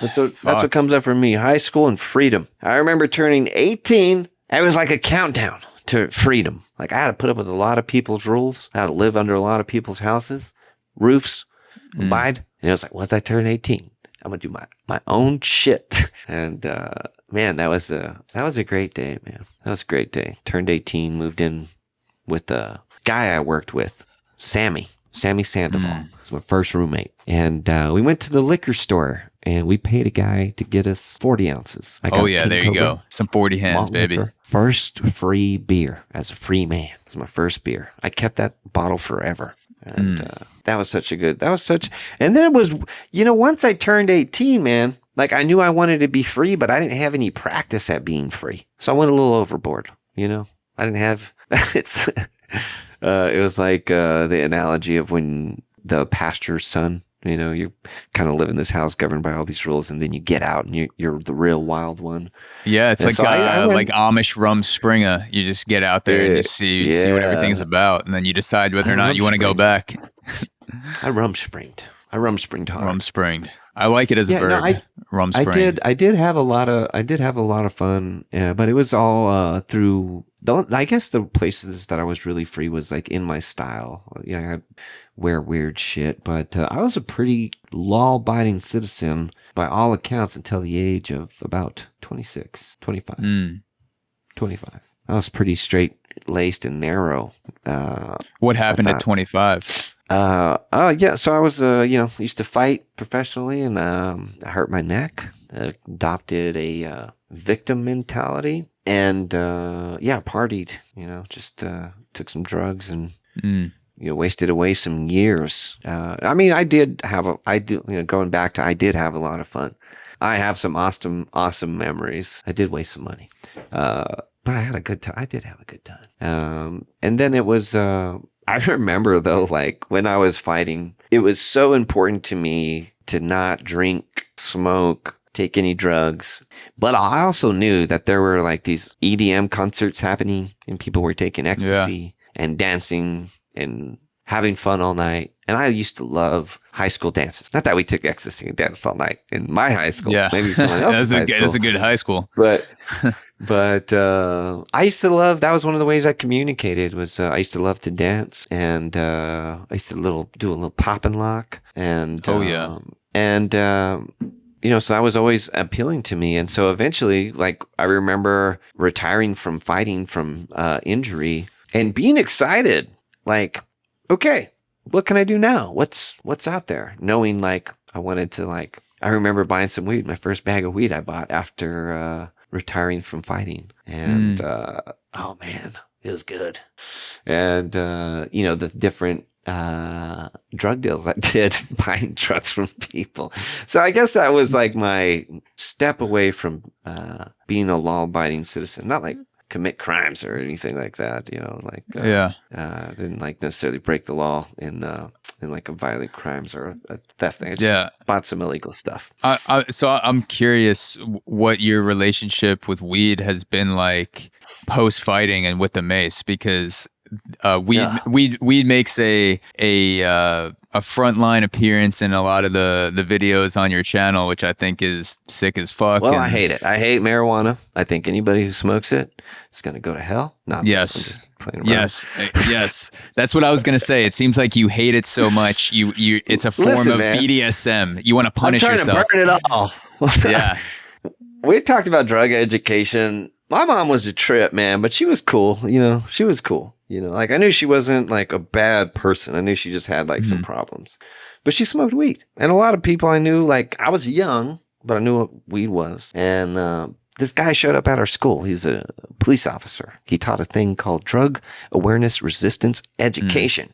It was our drug education in school. I think the same guy just went around to every high school in America with the same police officer cut, just got on stage and told you you're going to hell. Fucking went for it. But I remember he was like, marijuana is the number one. And I was like, bro, you're tripping. I've seen the drugs. I know which ones. The uppers are the ones. Alcohol and uppers. What's this guy?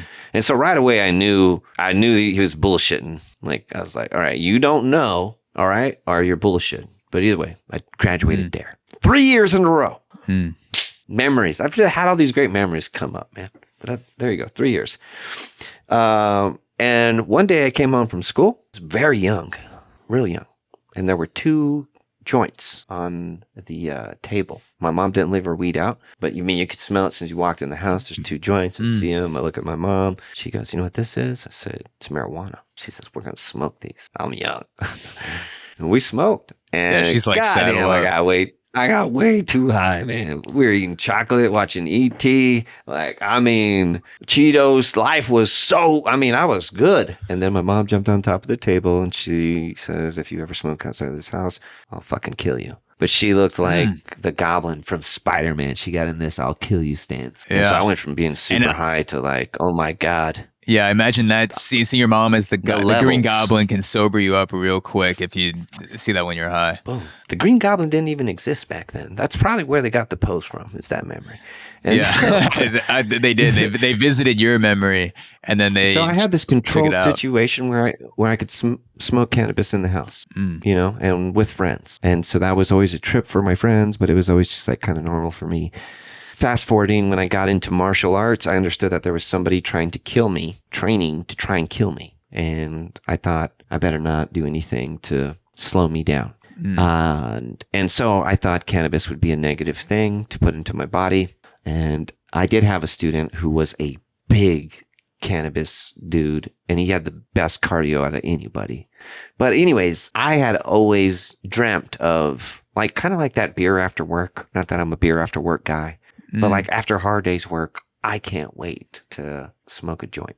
Yeah. And so as soon as I got hurt, I got that bag of weed, and marijuana has always been an ally of mine.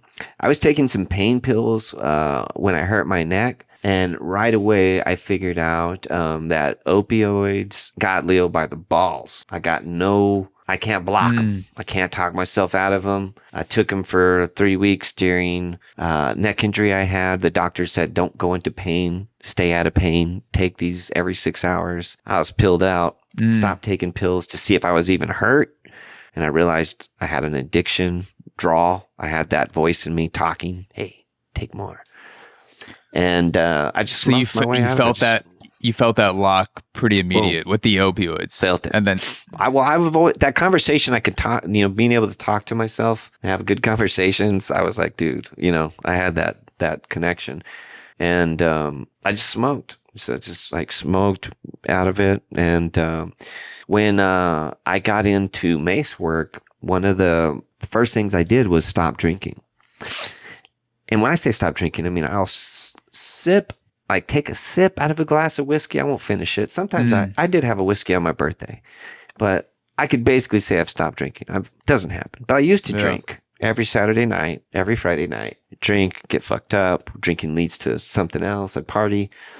But I remember having a Saturday night fiasco at my house and thinking, dude, if you drink and party tonight, you can't wake up tomorrow and swing the mace. And so I didn't drink. And it was just like that. And then boom, I'd want to drink when I'd come home to get like my head change, or like I had friends over and I just smoke cannabis. So boom, stop drinking, smoke cannabis.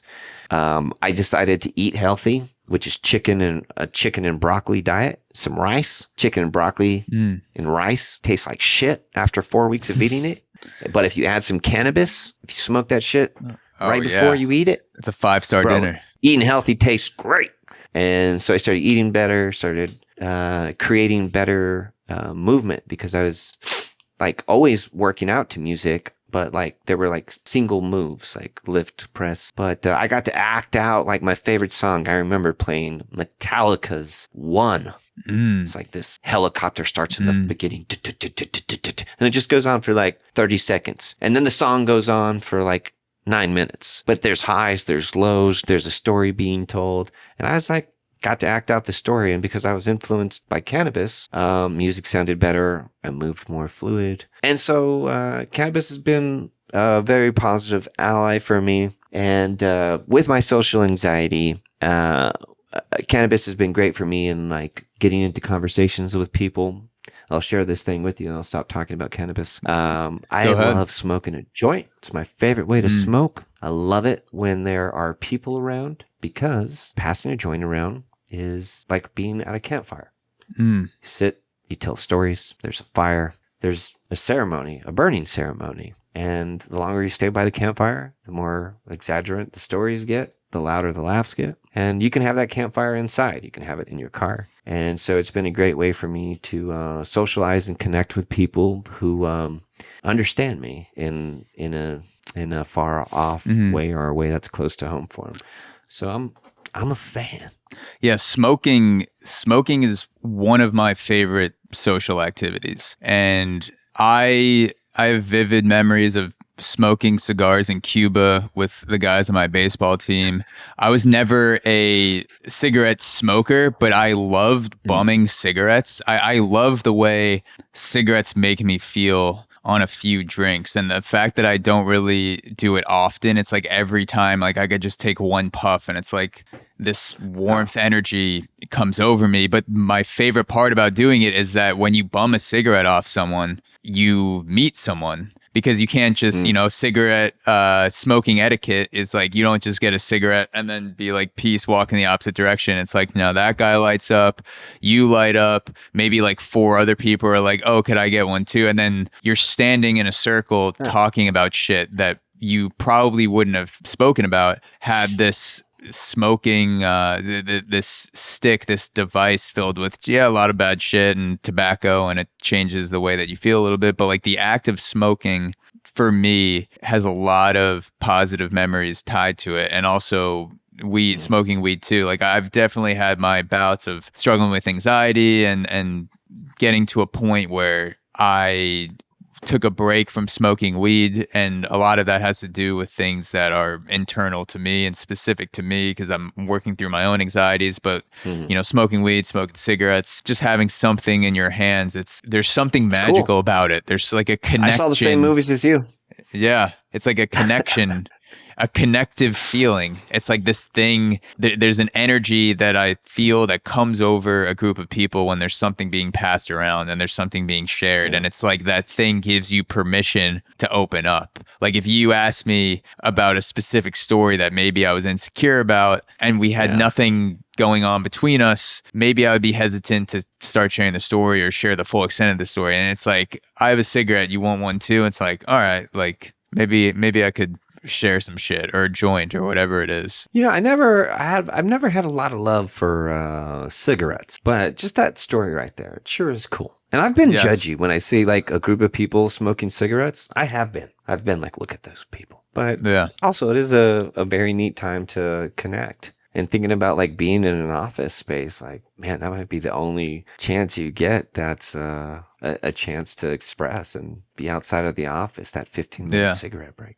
I'm going to start smoking cigarettes immediately. Yes, that is why I wanted to record this podcast, because we're brought to you by Marlboro. No. But no, like it's when you're not addicted to cigarettes, like if I probably smoke 5 days a year, like smoke 5 cigarettes a year for the past 4 or 5 years or whatever it is. When you're not addicted to it and you can just enjoy it and it comes into your life kind of like on a platter where you're just in a situation and you're at a bar and it's super loud inside and the only place to go is outside and everyone outside is smoking cigarettes, and it's like this dude or a girl passes you one and you're just like, oh, this became a moment. When it's something like that that's serendipitous and it doesn't cut the tracks on your health because you're not doing it every single day, 2 packs a day, whatever. Like it's just these moments spread throughout your life. I think that smoking something like a cigarette or like hand rolled tobacco, like smoking a hand rolled cigarette Sure. is just like there's a magic element to it, and it sounds similar to passing around a joint, which I've done as well. So I think both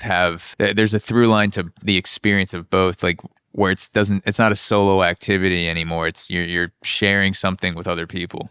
And I think what you just said, one, I'll trade that moment, like that special connection for the toxicity level of a cigarette. I'll take that. And matter of fact, I'll collect as many of those moments as I can. Not to say that I want to poison myself to have fun, but I'll jump out of a plane and hope the parachute pulls. And I would like to have the ultimate goal of just waking up happy. And in that opportunity, not making myself a slave to not sharing moments because something's not necessarily in my wheelhouse. But I'm not going to take up cigarette smoking. No, I wouldn't. There was this funny uptake, though. I got to tell you, my spiritual community. Yeah, we were all super against tobacco, like all of us, super. And then a new alpha male came in to the group, and he's super cool. And he started smoking spliffs. Everybody smokes tobacco now, all of them except for me. I stayed. So on the narrow. When on the narrow edge of marijuana. When you, because I've never done, I don't think I've ever done a workout high in my life. I've done a couple drunk when I was at Beach Week in college. I was had a nice buzz and went in to go lift, and I was just like, I wonder what this is like. It's trending now. Yeah, drinking and working out, it's trending. Yeah, like taking a shot before a deadlift. I've done that before, like a shot of whiskey. Yeah. What do you feel like you can tap into with smoking weed when you're moving with the mace or doing something physical where you're connecting different flows or different parts of your body? Like, what is it that's different when you have weed in your system versus when you have just coffee or something? So I can get into flow state pretty quick. I have just like a couple things that I do, and I can get into flow state pretty quick, but it does take some time. I can get into flow state effortlessly by doing a couple moves I love, very few, and putting on some music I really like and smoking a joint. All right, kind of. And so it helps me get into flow state early, real quick. And if not, then I just have to spend some time, doing my work and not being high. I can still find flow state. And when I find flow state, I usually get high off of my own supply. The breathing that happens in circular training movement is one of repetition. And so you'll find yourself breathing to a certain cadence unwillfully. You will find yourself doing triangle breathing often, an inhale, exhale, and a hold. Usually the hold is to kind of find the feeling or to feel what you're feeling a little bit longer. But that's for another story. So when I smoke, I can find it pretty quick. Now, regardless if I get into flow state or sober or not, there's one thing that I do have a problem with, and that is the critic, the inner critic. I find it very hard to perform in front of people and not be have a little smoke in me. And so if I'm ever going to perform in public, I do want to do a good job. I want to represent the art well.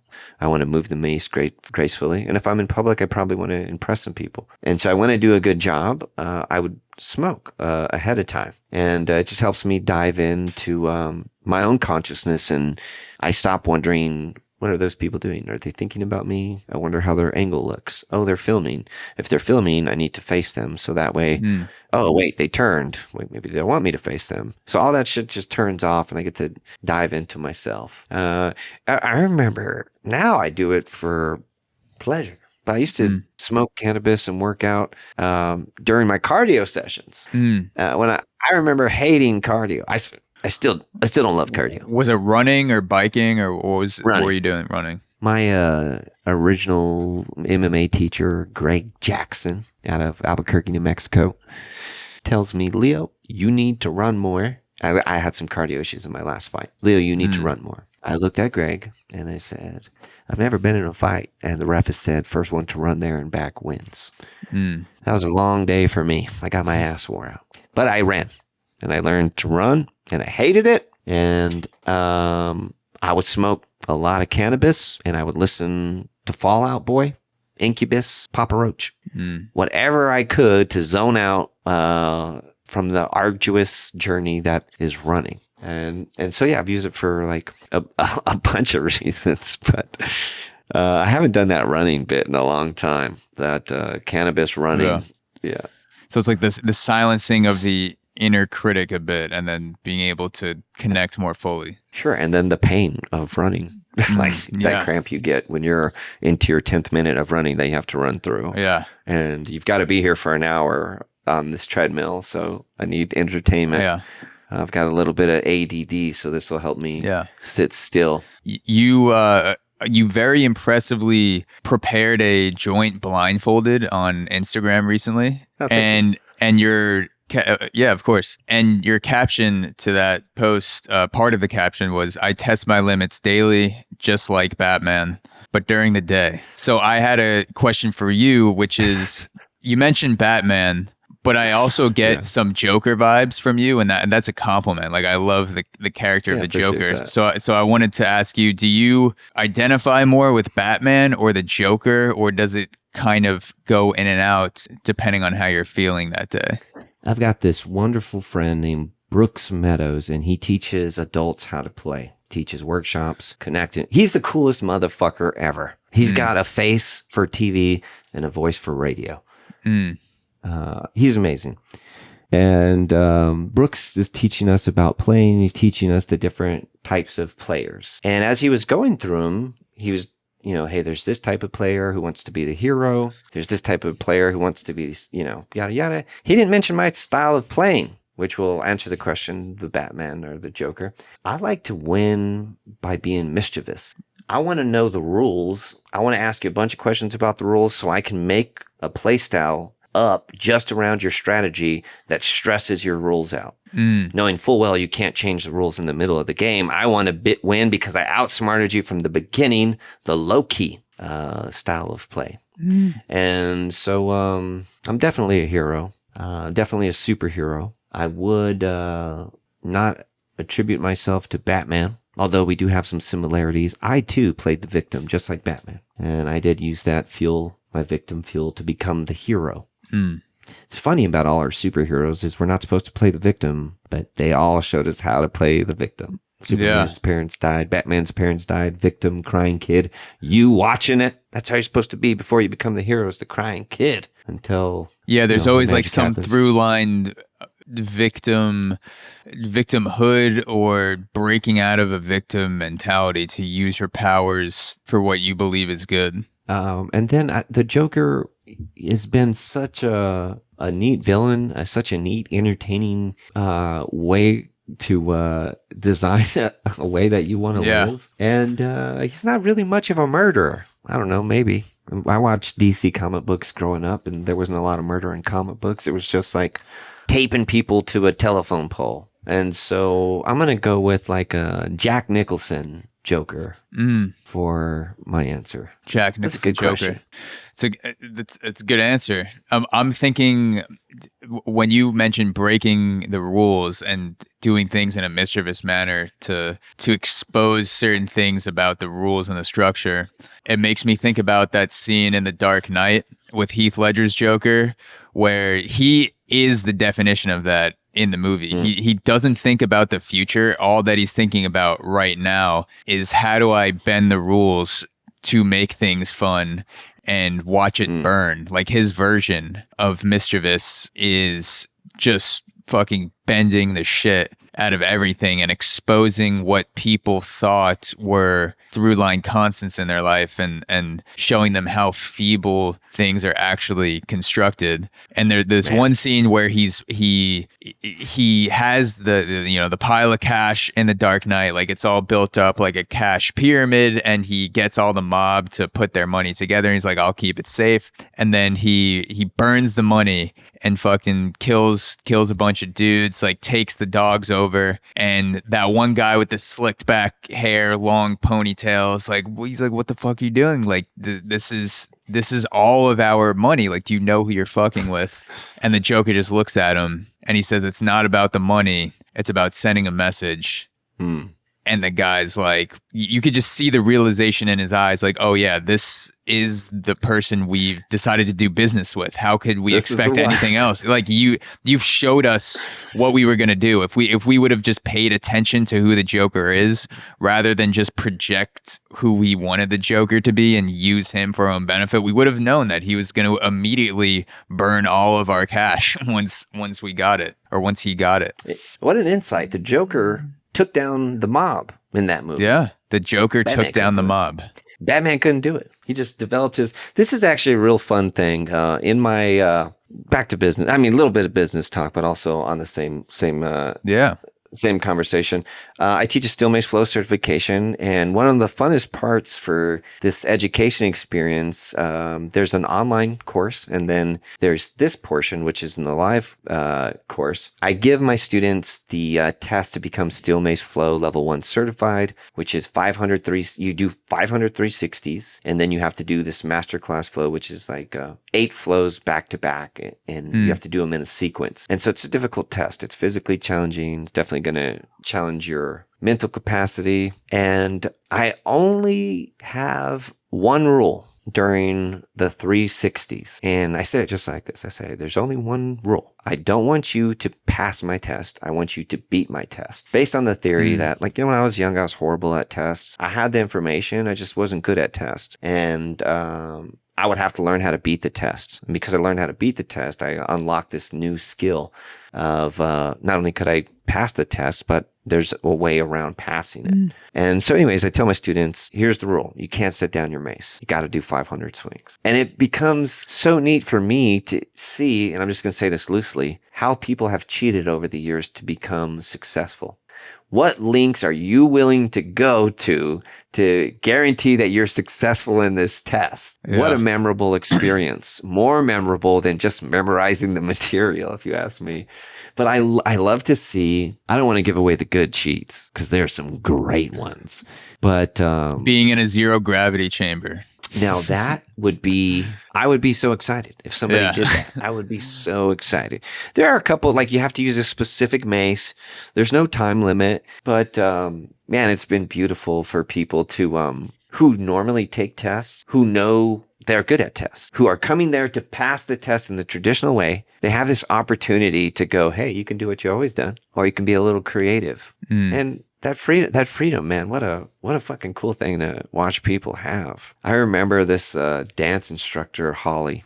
She's a New York stage actor, and she's learning mace. I'm thinking she's a dancer. She's gonna get this. She does rhythm, and she can't get it. She's having a hard time. And she's like looking down at her mace, and then she just looks up at me, and she opens her eyes, and she goes, "Leo, I can do anything I want with this." I was like, "Yeah," and she like looked down at her mace and then kind of like looked up to the left, and I could see her just making sense of it all. And then she ripped. She did this pirouette. I've never seen anybody do a pirouette with a mace, but she did like some technical mace move, this like jumping spin. I think it was a triple axle. It wasn't a triple axle. It looked like a triple. I don't know. She did a Blade of Glory move with the mace outside of the box, playing by her rules. It's a beautiful thing to see when somebody has like that freedom to express, maybe some of the stuff that they've refined. And so for her, the rest of her journey, Holly's journey, was super easy because she already had a vocabulary belt on how she operates her body. And then she says, I can do anything I want with this. I can do anything I want with my body. I've been studying it for the last odd number of years. And that's Holly's story. Pirouettes with a mace. That's what's so exciting about going through a system, going through a program that not only just allows for creativity, but encourages you to build upon the foundation with your own movements and experiences and emotions. And going back to the I will pass this test versus I will beat this test, it sounds like a little bit of cognitive behavioral therapy where, if I'm picturing my teacher in high school. I went to Catholic high school. I had a bunch of brothers in suits and ties, and we wore suit and tie every day, and like that was my mentality all the way through college. With sports, it was different because sports, I wanted to beat the crap out of the other team, wanted to beat the shit. out of whatever I was going to accomplish or trying to accomplish that day. But with school, it's just like, I will pass this test. I will pass this test. And it's like such a floppy way to think. Like, I'm going to pass this test. I'm not going to vault over it. I'm just going to like try to like snake my way and then like fall down over the other side of 75 or 65.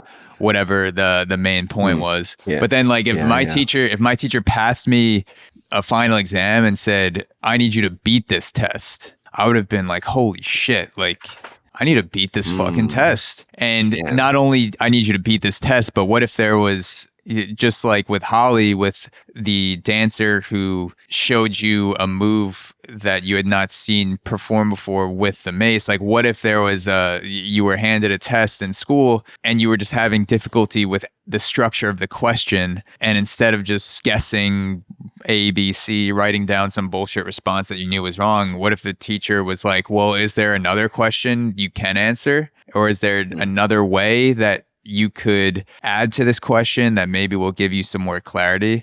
And it's like the entire traditional education system is based upon the fact that there's this tunnel-like system, tunnel-like structure that you need to conform to. And if you don't find the right answer within that, then you're just banging against a tunnel. There's no way to break outside that until you learn that, yes, there actually is, like, you can do whatever the fuck you want. It's just that a lot of things in school teach you that you can't. Like, you just need to find the answer. You just need to find the answer within this specific set of rules right here, and then you got to joker yourself out of it. If you ask people that, if that was a real practice, what you would start to discover is a practice of brilliance. You would find the people, the outliers, the ones who are going to pursue mastery in a certain area, the ones who had that ability. That's exactly why I do it. Yeah. Well, I'm grateful, and thousands. I'm choking again. The emotions got me. I'm grateful for what you're doing, and so are thousands of other people. And it's really cool to be a small part of going through it and adding some twists and turns to it. Speaking of outliers, I wanted to ask you about Bruce Lee, and if there's anything about Bruce Lee, learning something about him, maybe a quote, like what do you find fascinating specifically about Bruce Lee? Anything that stands out to you right now? Because I recently finished the book by Matthew Polly about Bruce Lee, which is kind of gives this full spectrum picture of who he is as a human being. So I was wondering if there was anything that stands out to you about what you know of Bruce Lee, something you find fascinating. Yeah. I'll dive a little bit. When creating my Steel Mace certification, I looked at the traditional way of creating a certification. And basically, I pay money to an organization, and then they collect money from my students. And I said, okay, well, this makes sense. And then I looked at Bruce Lee, who made Jeet Kune Do. And I love to say this: nobody's certified Bruce Lee in Jeet Kune Do. Yeah. Certified with himself. His words he created, abracadabra. He just fucking made it up based on who he was, because of how he positioned himself as a human. He didn't do the popular thing and only teach Chinese Kung Fu to Chinese people. He did the right thing, and he taught everybody what he wanted to teach. And more importantly, created a system that didn't have dogma, that wasn't one right way to do things, but an idea of there's 10 right ways to do one thing. Bruce Lee said, I don't fear the man who knows 10,000 kicks, but the man who practiced one kick 10,000 times, but the motherfucker knew 10,000 kicks. Yes. And so it's in the small things that Bruce Lee says that you can really dive deep in, and you can really find meaning. And so this is the meaning. It's like practicing a move over and over and over until you find the real reason you're doing that move. Bruce Lee has this famous saying. He says, you put water into a teapot, it becomes the teapot. You put water into a glass, it becomes the glass. When he talks about he talks about the power of flow, the power of being water. But in that highlight, he talks about the water being controlled by the vessel. And I love in this proverb that we all have looked over, water can flow and water can crash. We didn't think about the thing containing the water that made it go through its life cycle. Water has a life cycle. It evaporates. Boom, steam, turns into air, yada, yada. And so I like to honor the vessel in the way that Bruce Lee describes it, the teapot. And I guess that's about it. Yeah, the honor. Bruce Lee talks about. There's a lot of showmanship in his work, but the way he took care of his body was unlike anything we had ever seen. Or I don't know if we've been able to really duplicate the process. There aren't people doing what that guy was doing back then. He was a real life superhero, and he really taught a lot of people how to live. And stood up and, like I said, did the right thing instead of the popular thing. And just like Muhammad Ali was a great hero for crossing cultures, Bruce Lee was a hero for that light as well. The freedom, the university he created of this place of martial arts where everybody could get along in philosophy and in style, as long as you could go into there without an ego. What a cool guy. What a cool guy to look up to. The martial artist. Don't want to upset anybody, but the martial artist, once he becomes a teacher, once a athlete becomes a coach, you have one duty, and that duty is to create somebody better than you. Martial artist, your goal is to create a student better than you, coach, student better than you, athlete better than you, more records than you. Bruce Lee died before that happened, and so he's forever immortal. There's no higher master of Jeet Kune Do by process of elimination. Way to go out on top, Bruce. Yeah.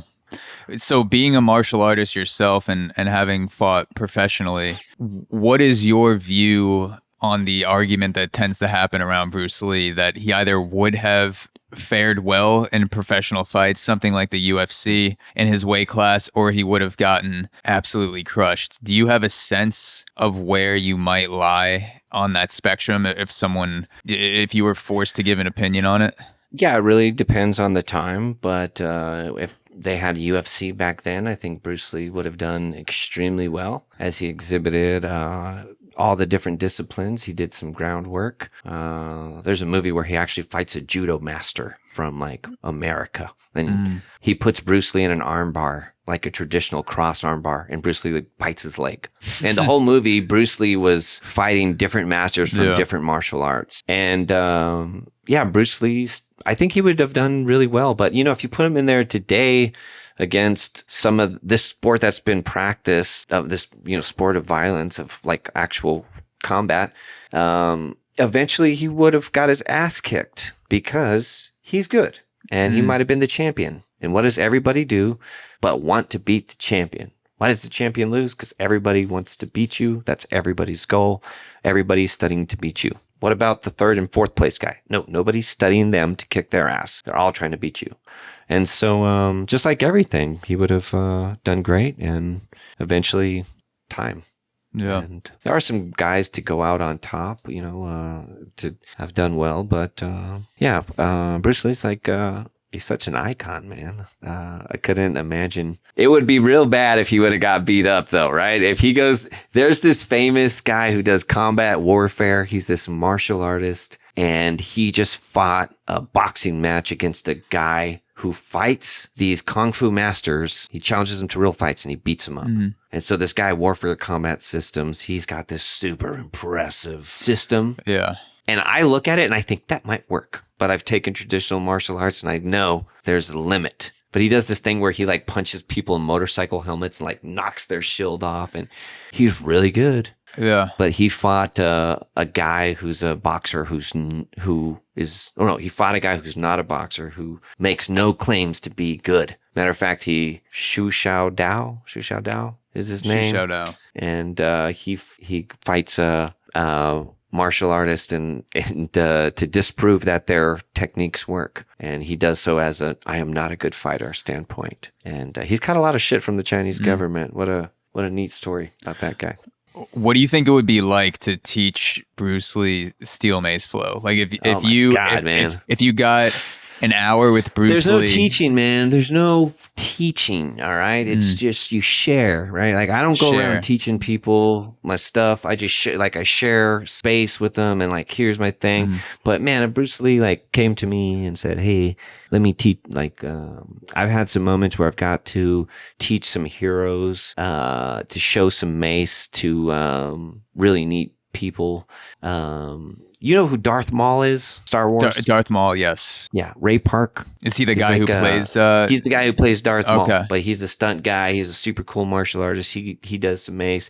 I got super excited to see him work out with the mace. There's some super influential fitness people, heroes of mine that I got to see work out with the mace. Bruce Lee would be cool as fuck to see work out with the mace, but I don't give a fuck about Bruce Lee or any other I got a name person working with the mace. I care about what they do with it. I care about their students. There's a lot of impressive people out there doing amazing things, and it's easy to take note on what they've done with themselves, but I also like to think at what would you do with it? What have you done with it? Who are your students? And so, yeah, it would be a great opportunity, but I care about the students and, what transpires from after a lesson. But it'd be cool, just like it always has been. There's nothing cooler than teaching. When I go to a Steel Mace certification to teach Steel Mace, I don't pick the best person there and give them the most attention. I pick the person who needs the most help, and I make it my number one goal. They're going to be the best when they live there. And so, like, to say, like, I don't give a fuck about training Bruce Lee with mace, it's just a point that I find my pleasure in sharing with the person, not, like, necessarily the star. But if Bruce Lee comes back and wants to do some mace training, I'll train him. Well, Zombie Bruce Lee. So this brings up topic that I wanted to discuss with you. If Bruce Lee came back, it would be something akin to the metaverse. Let's just say, like, you could experience sharing Steel Mace with Bruce Lee in the metaverse, wearing VR headset. Feels like you're there. Feels like you're actually swinging a mace in the room. Let's say, like, 10 years from now, the technology gets to the point where the experience is indecipherable. There you go. We're gonna do this now. I need to get one first. We could do it for round 2 of the podcast. Okay. I don't have my own VR, but I was ready to metaverse with you. Oh, I need to experiment more with the metaverse. I've done my brother's Oculus, but I haven't. Okay. I don't have my own headset. Sorry to throw you off there, but Bruce Lee. No. I love it. I love it. You're ready to go. Will you embrace sharing Steel Mace Flow in the metaverse? Like, if that becomes one of the main ways that people are experiencing it? Because I come across people all the time. I gotta tell you, man. Views. Like, what do you think about that? I got into first my VR experience. I'm in. I've got 3 sets. I can't wait for whatever the next one is. When I was in pandemic, it was like a neat social outlet. I play video games, but getting on the mic and chatting with my friends is a little different. I had this bizarre thing happening where I would play an online multiplayer virtual reality game, and there was this overwhelming sense of Eastern Indian men who wanted to make friends, play games, but it wasn't like the normal pre-game lobby conversation. Like, hey, how are you? Oh, what's your name? Okay. What are you doing off work? Oh, you're doing the pandemic. Oh, but I just met people in a heartwarming way rather than like, I'm going to fucking kill your team, win, dunk on your team and whatever, we're doing. But I just met this, like, it was neat. And so then I get onto the VR video game downloading, and the number one game out of all the games, man, they got zombie games, they got pornography games, they got all these different games. The number one game out of all the games is VR chat. And it's a chat room. It's a universe. You just go in there and you meet people. And everybody has a weird avatar, or you make your own avatar. But again, it was this very neat social interaction that a lifetime gamer had never felt before. Unique. And I found myself lonely and scrolling on my phone during pandemic. Who didn't? Yeah. I found myself connecting with old friends making conversations during pandemic. I found myself wanting to just be more socially connected.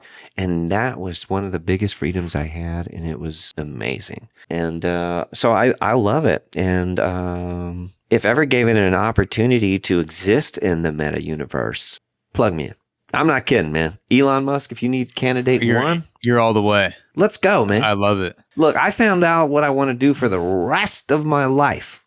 Okay? So let's live a long life. Plug me in. I'm going to teach Steel Mace Flow forever, as long as I can. Do you feel like you're able to get lost in the interactions with people like you would in person? Yeah. Is there this type of like when you have a conversation with someone, you just meet at a coffee shop and you meet someone in VR chat? Is there a similar through line to that experience? Well, we call it breaking immersion. So whenever you like break immersion in VR, it like like your power or your reception or something can pull you out of it.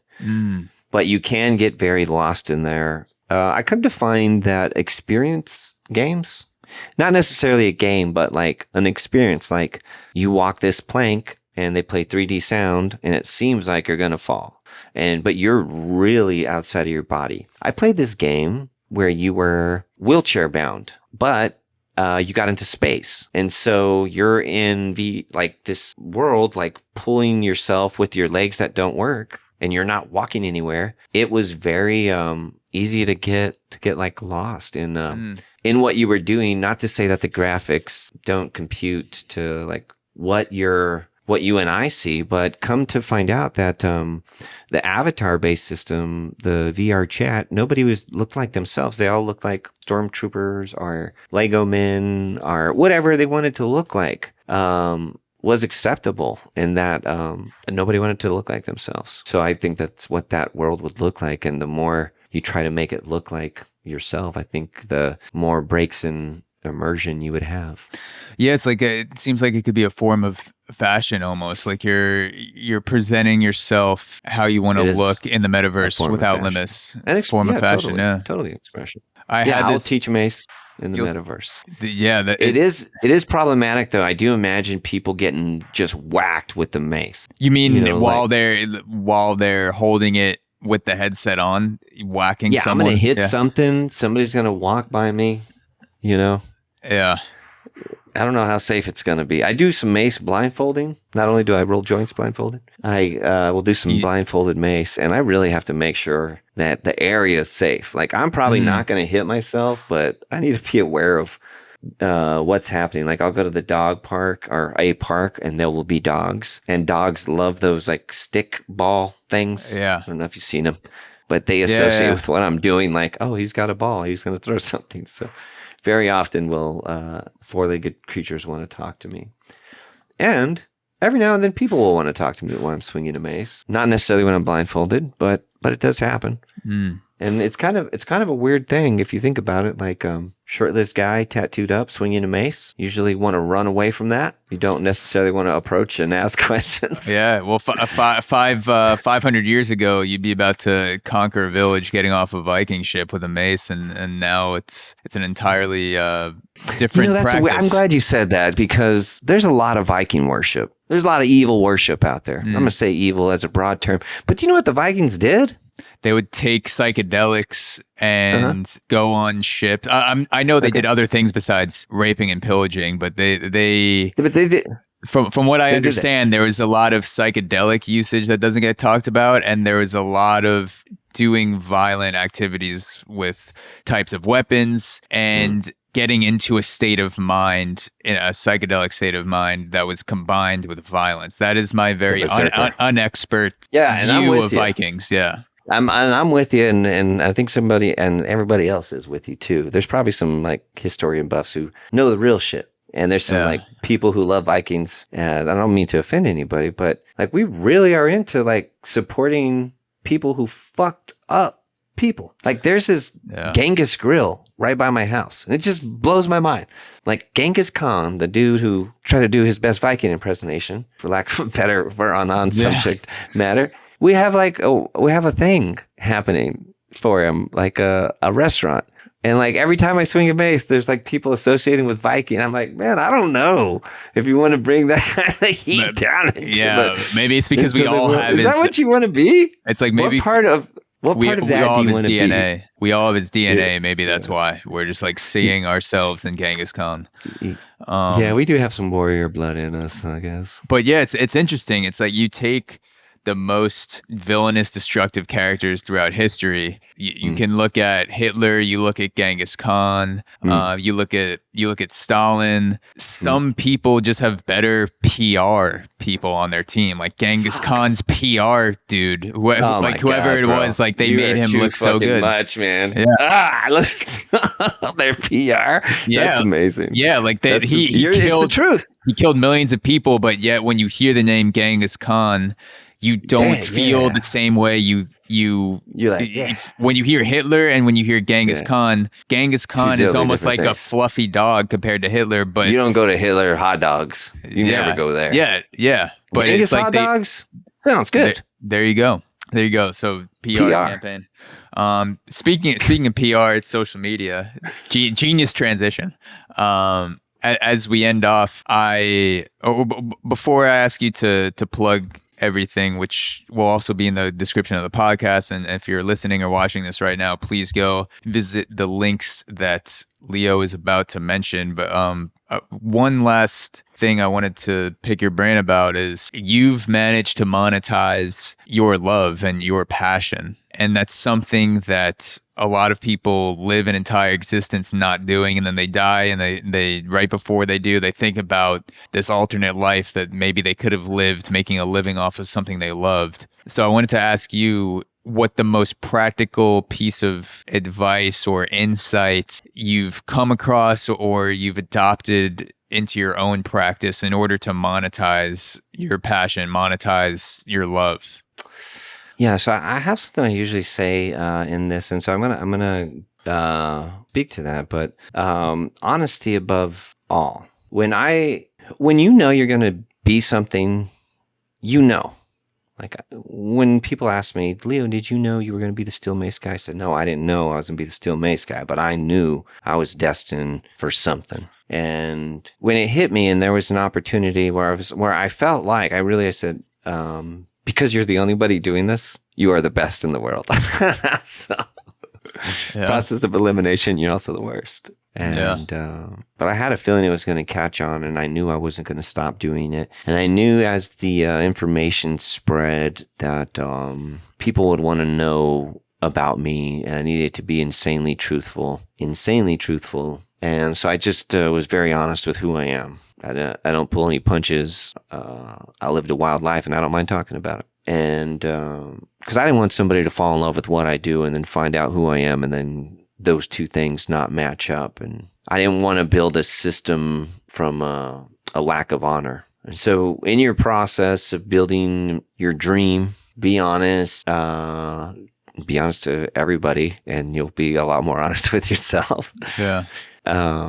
And I never wanted to make any money doing this. I just loved it. It just makes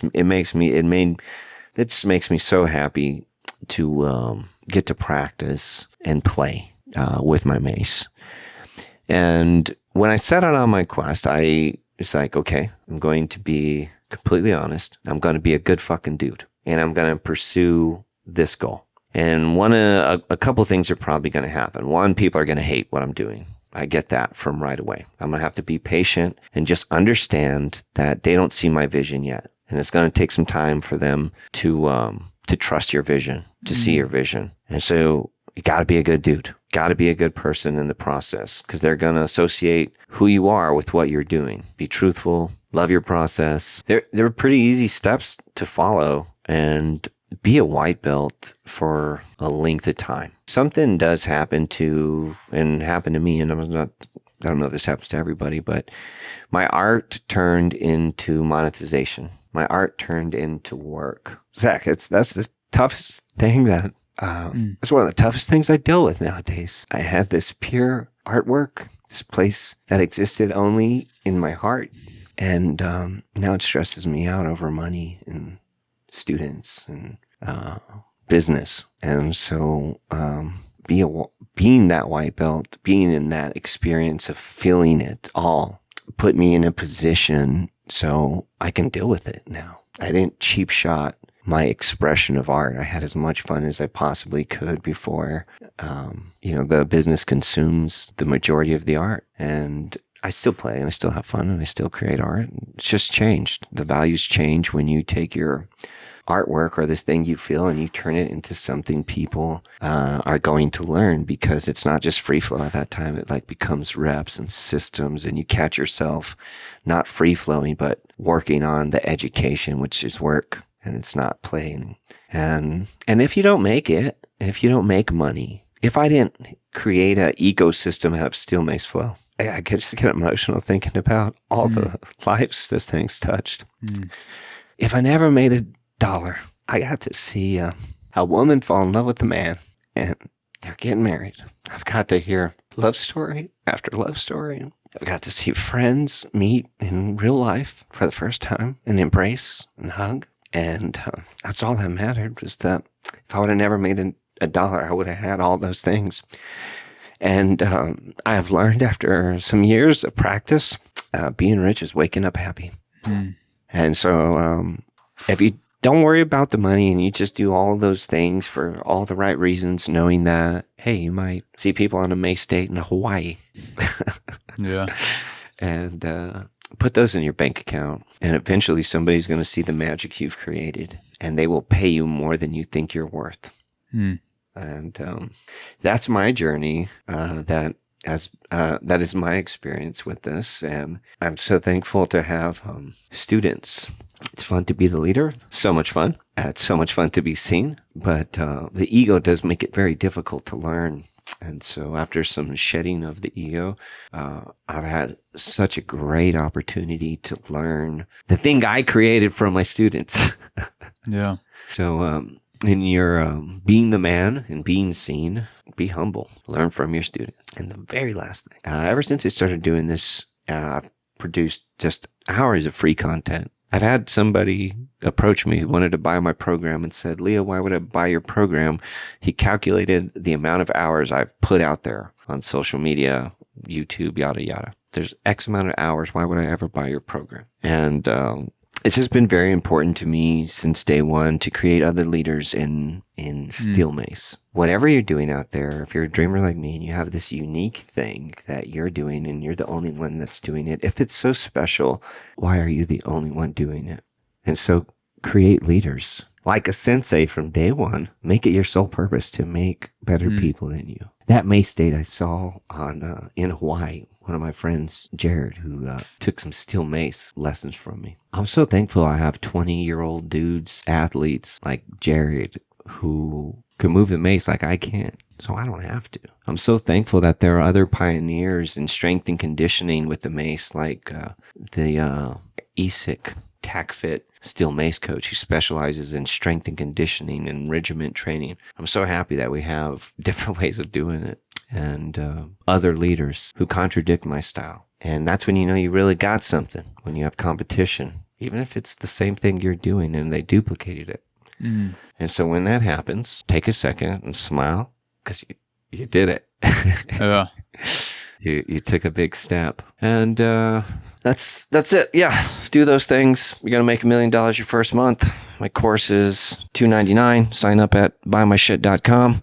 Yes. No, I'm just kidding. Promo code Grant Cardone or whatever, the real estate guy. Yeah. No, but seriously, thank you so much for sharing that. And, I don't know if there's a way to transform a love into a business. And I'm speaking from my own experience now. I don't know if there's a way to make that shift without getting bogged down in some of the numbers and the business aspect, and you lose track a little bit of the art along the way, which I certainly have had those moments. And then I look at your platform and I look at Steel Mace Flow, and beyond learning Mace Flow and beyond being empowered to learn the Mace, I am inspired by the way that you've carried the art and carried the business. And if there's a way to monetize your love without getting bogged down in the details as least as possible, like getting bogged down in like sort of like the business monotony bullshit. Like I'm also viewing it from a third party. I don't know everything, even 1% of what goes on behind the scenes with everything it takes to keep Steel Mace Flow as it is, and all the hours and the blood, sweat, and tears that go into that, time, energy. But if there's a way to do that while maintaining the love as much as possible, it seems like you're there. Like just looking at it and being a part of the Steel Mace community, I don't know how much closer you could get to maintaining the love of it while also making it a business. And that inspires me to do the same thing with the practice of podcasting and being able to incorporate some of those tools into my life and my art as well. So I'm grateful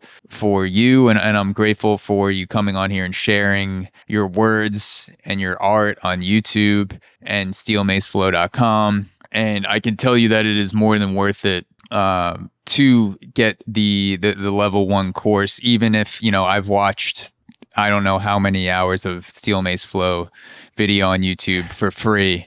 I purchased it after watching those hours and still know that it was much more than worth it. So I view it as I view it as a foundation. I view the course as a foundation to the free supplements online. Like it is, there's a lot of shit out there.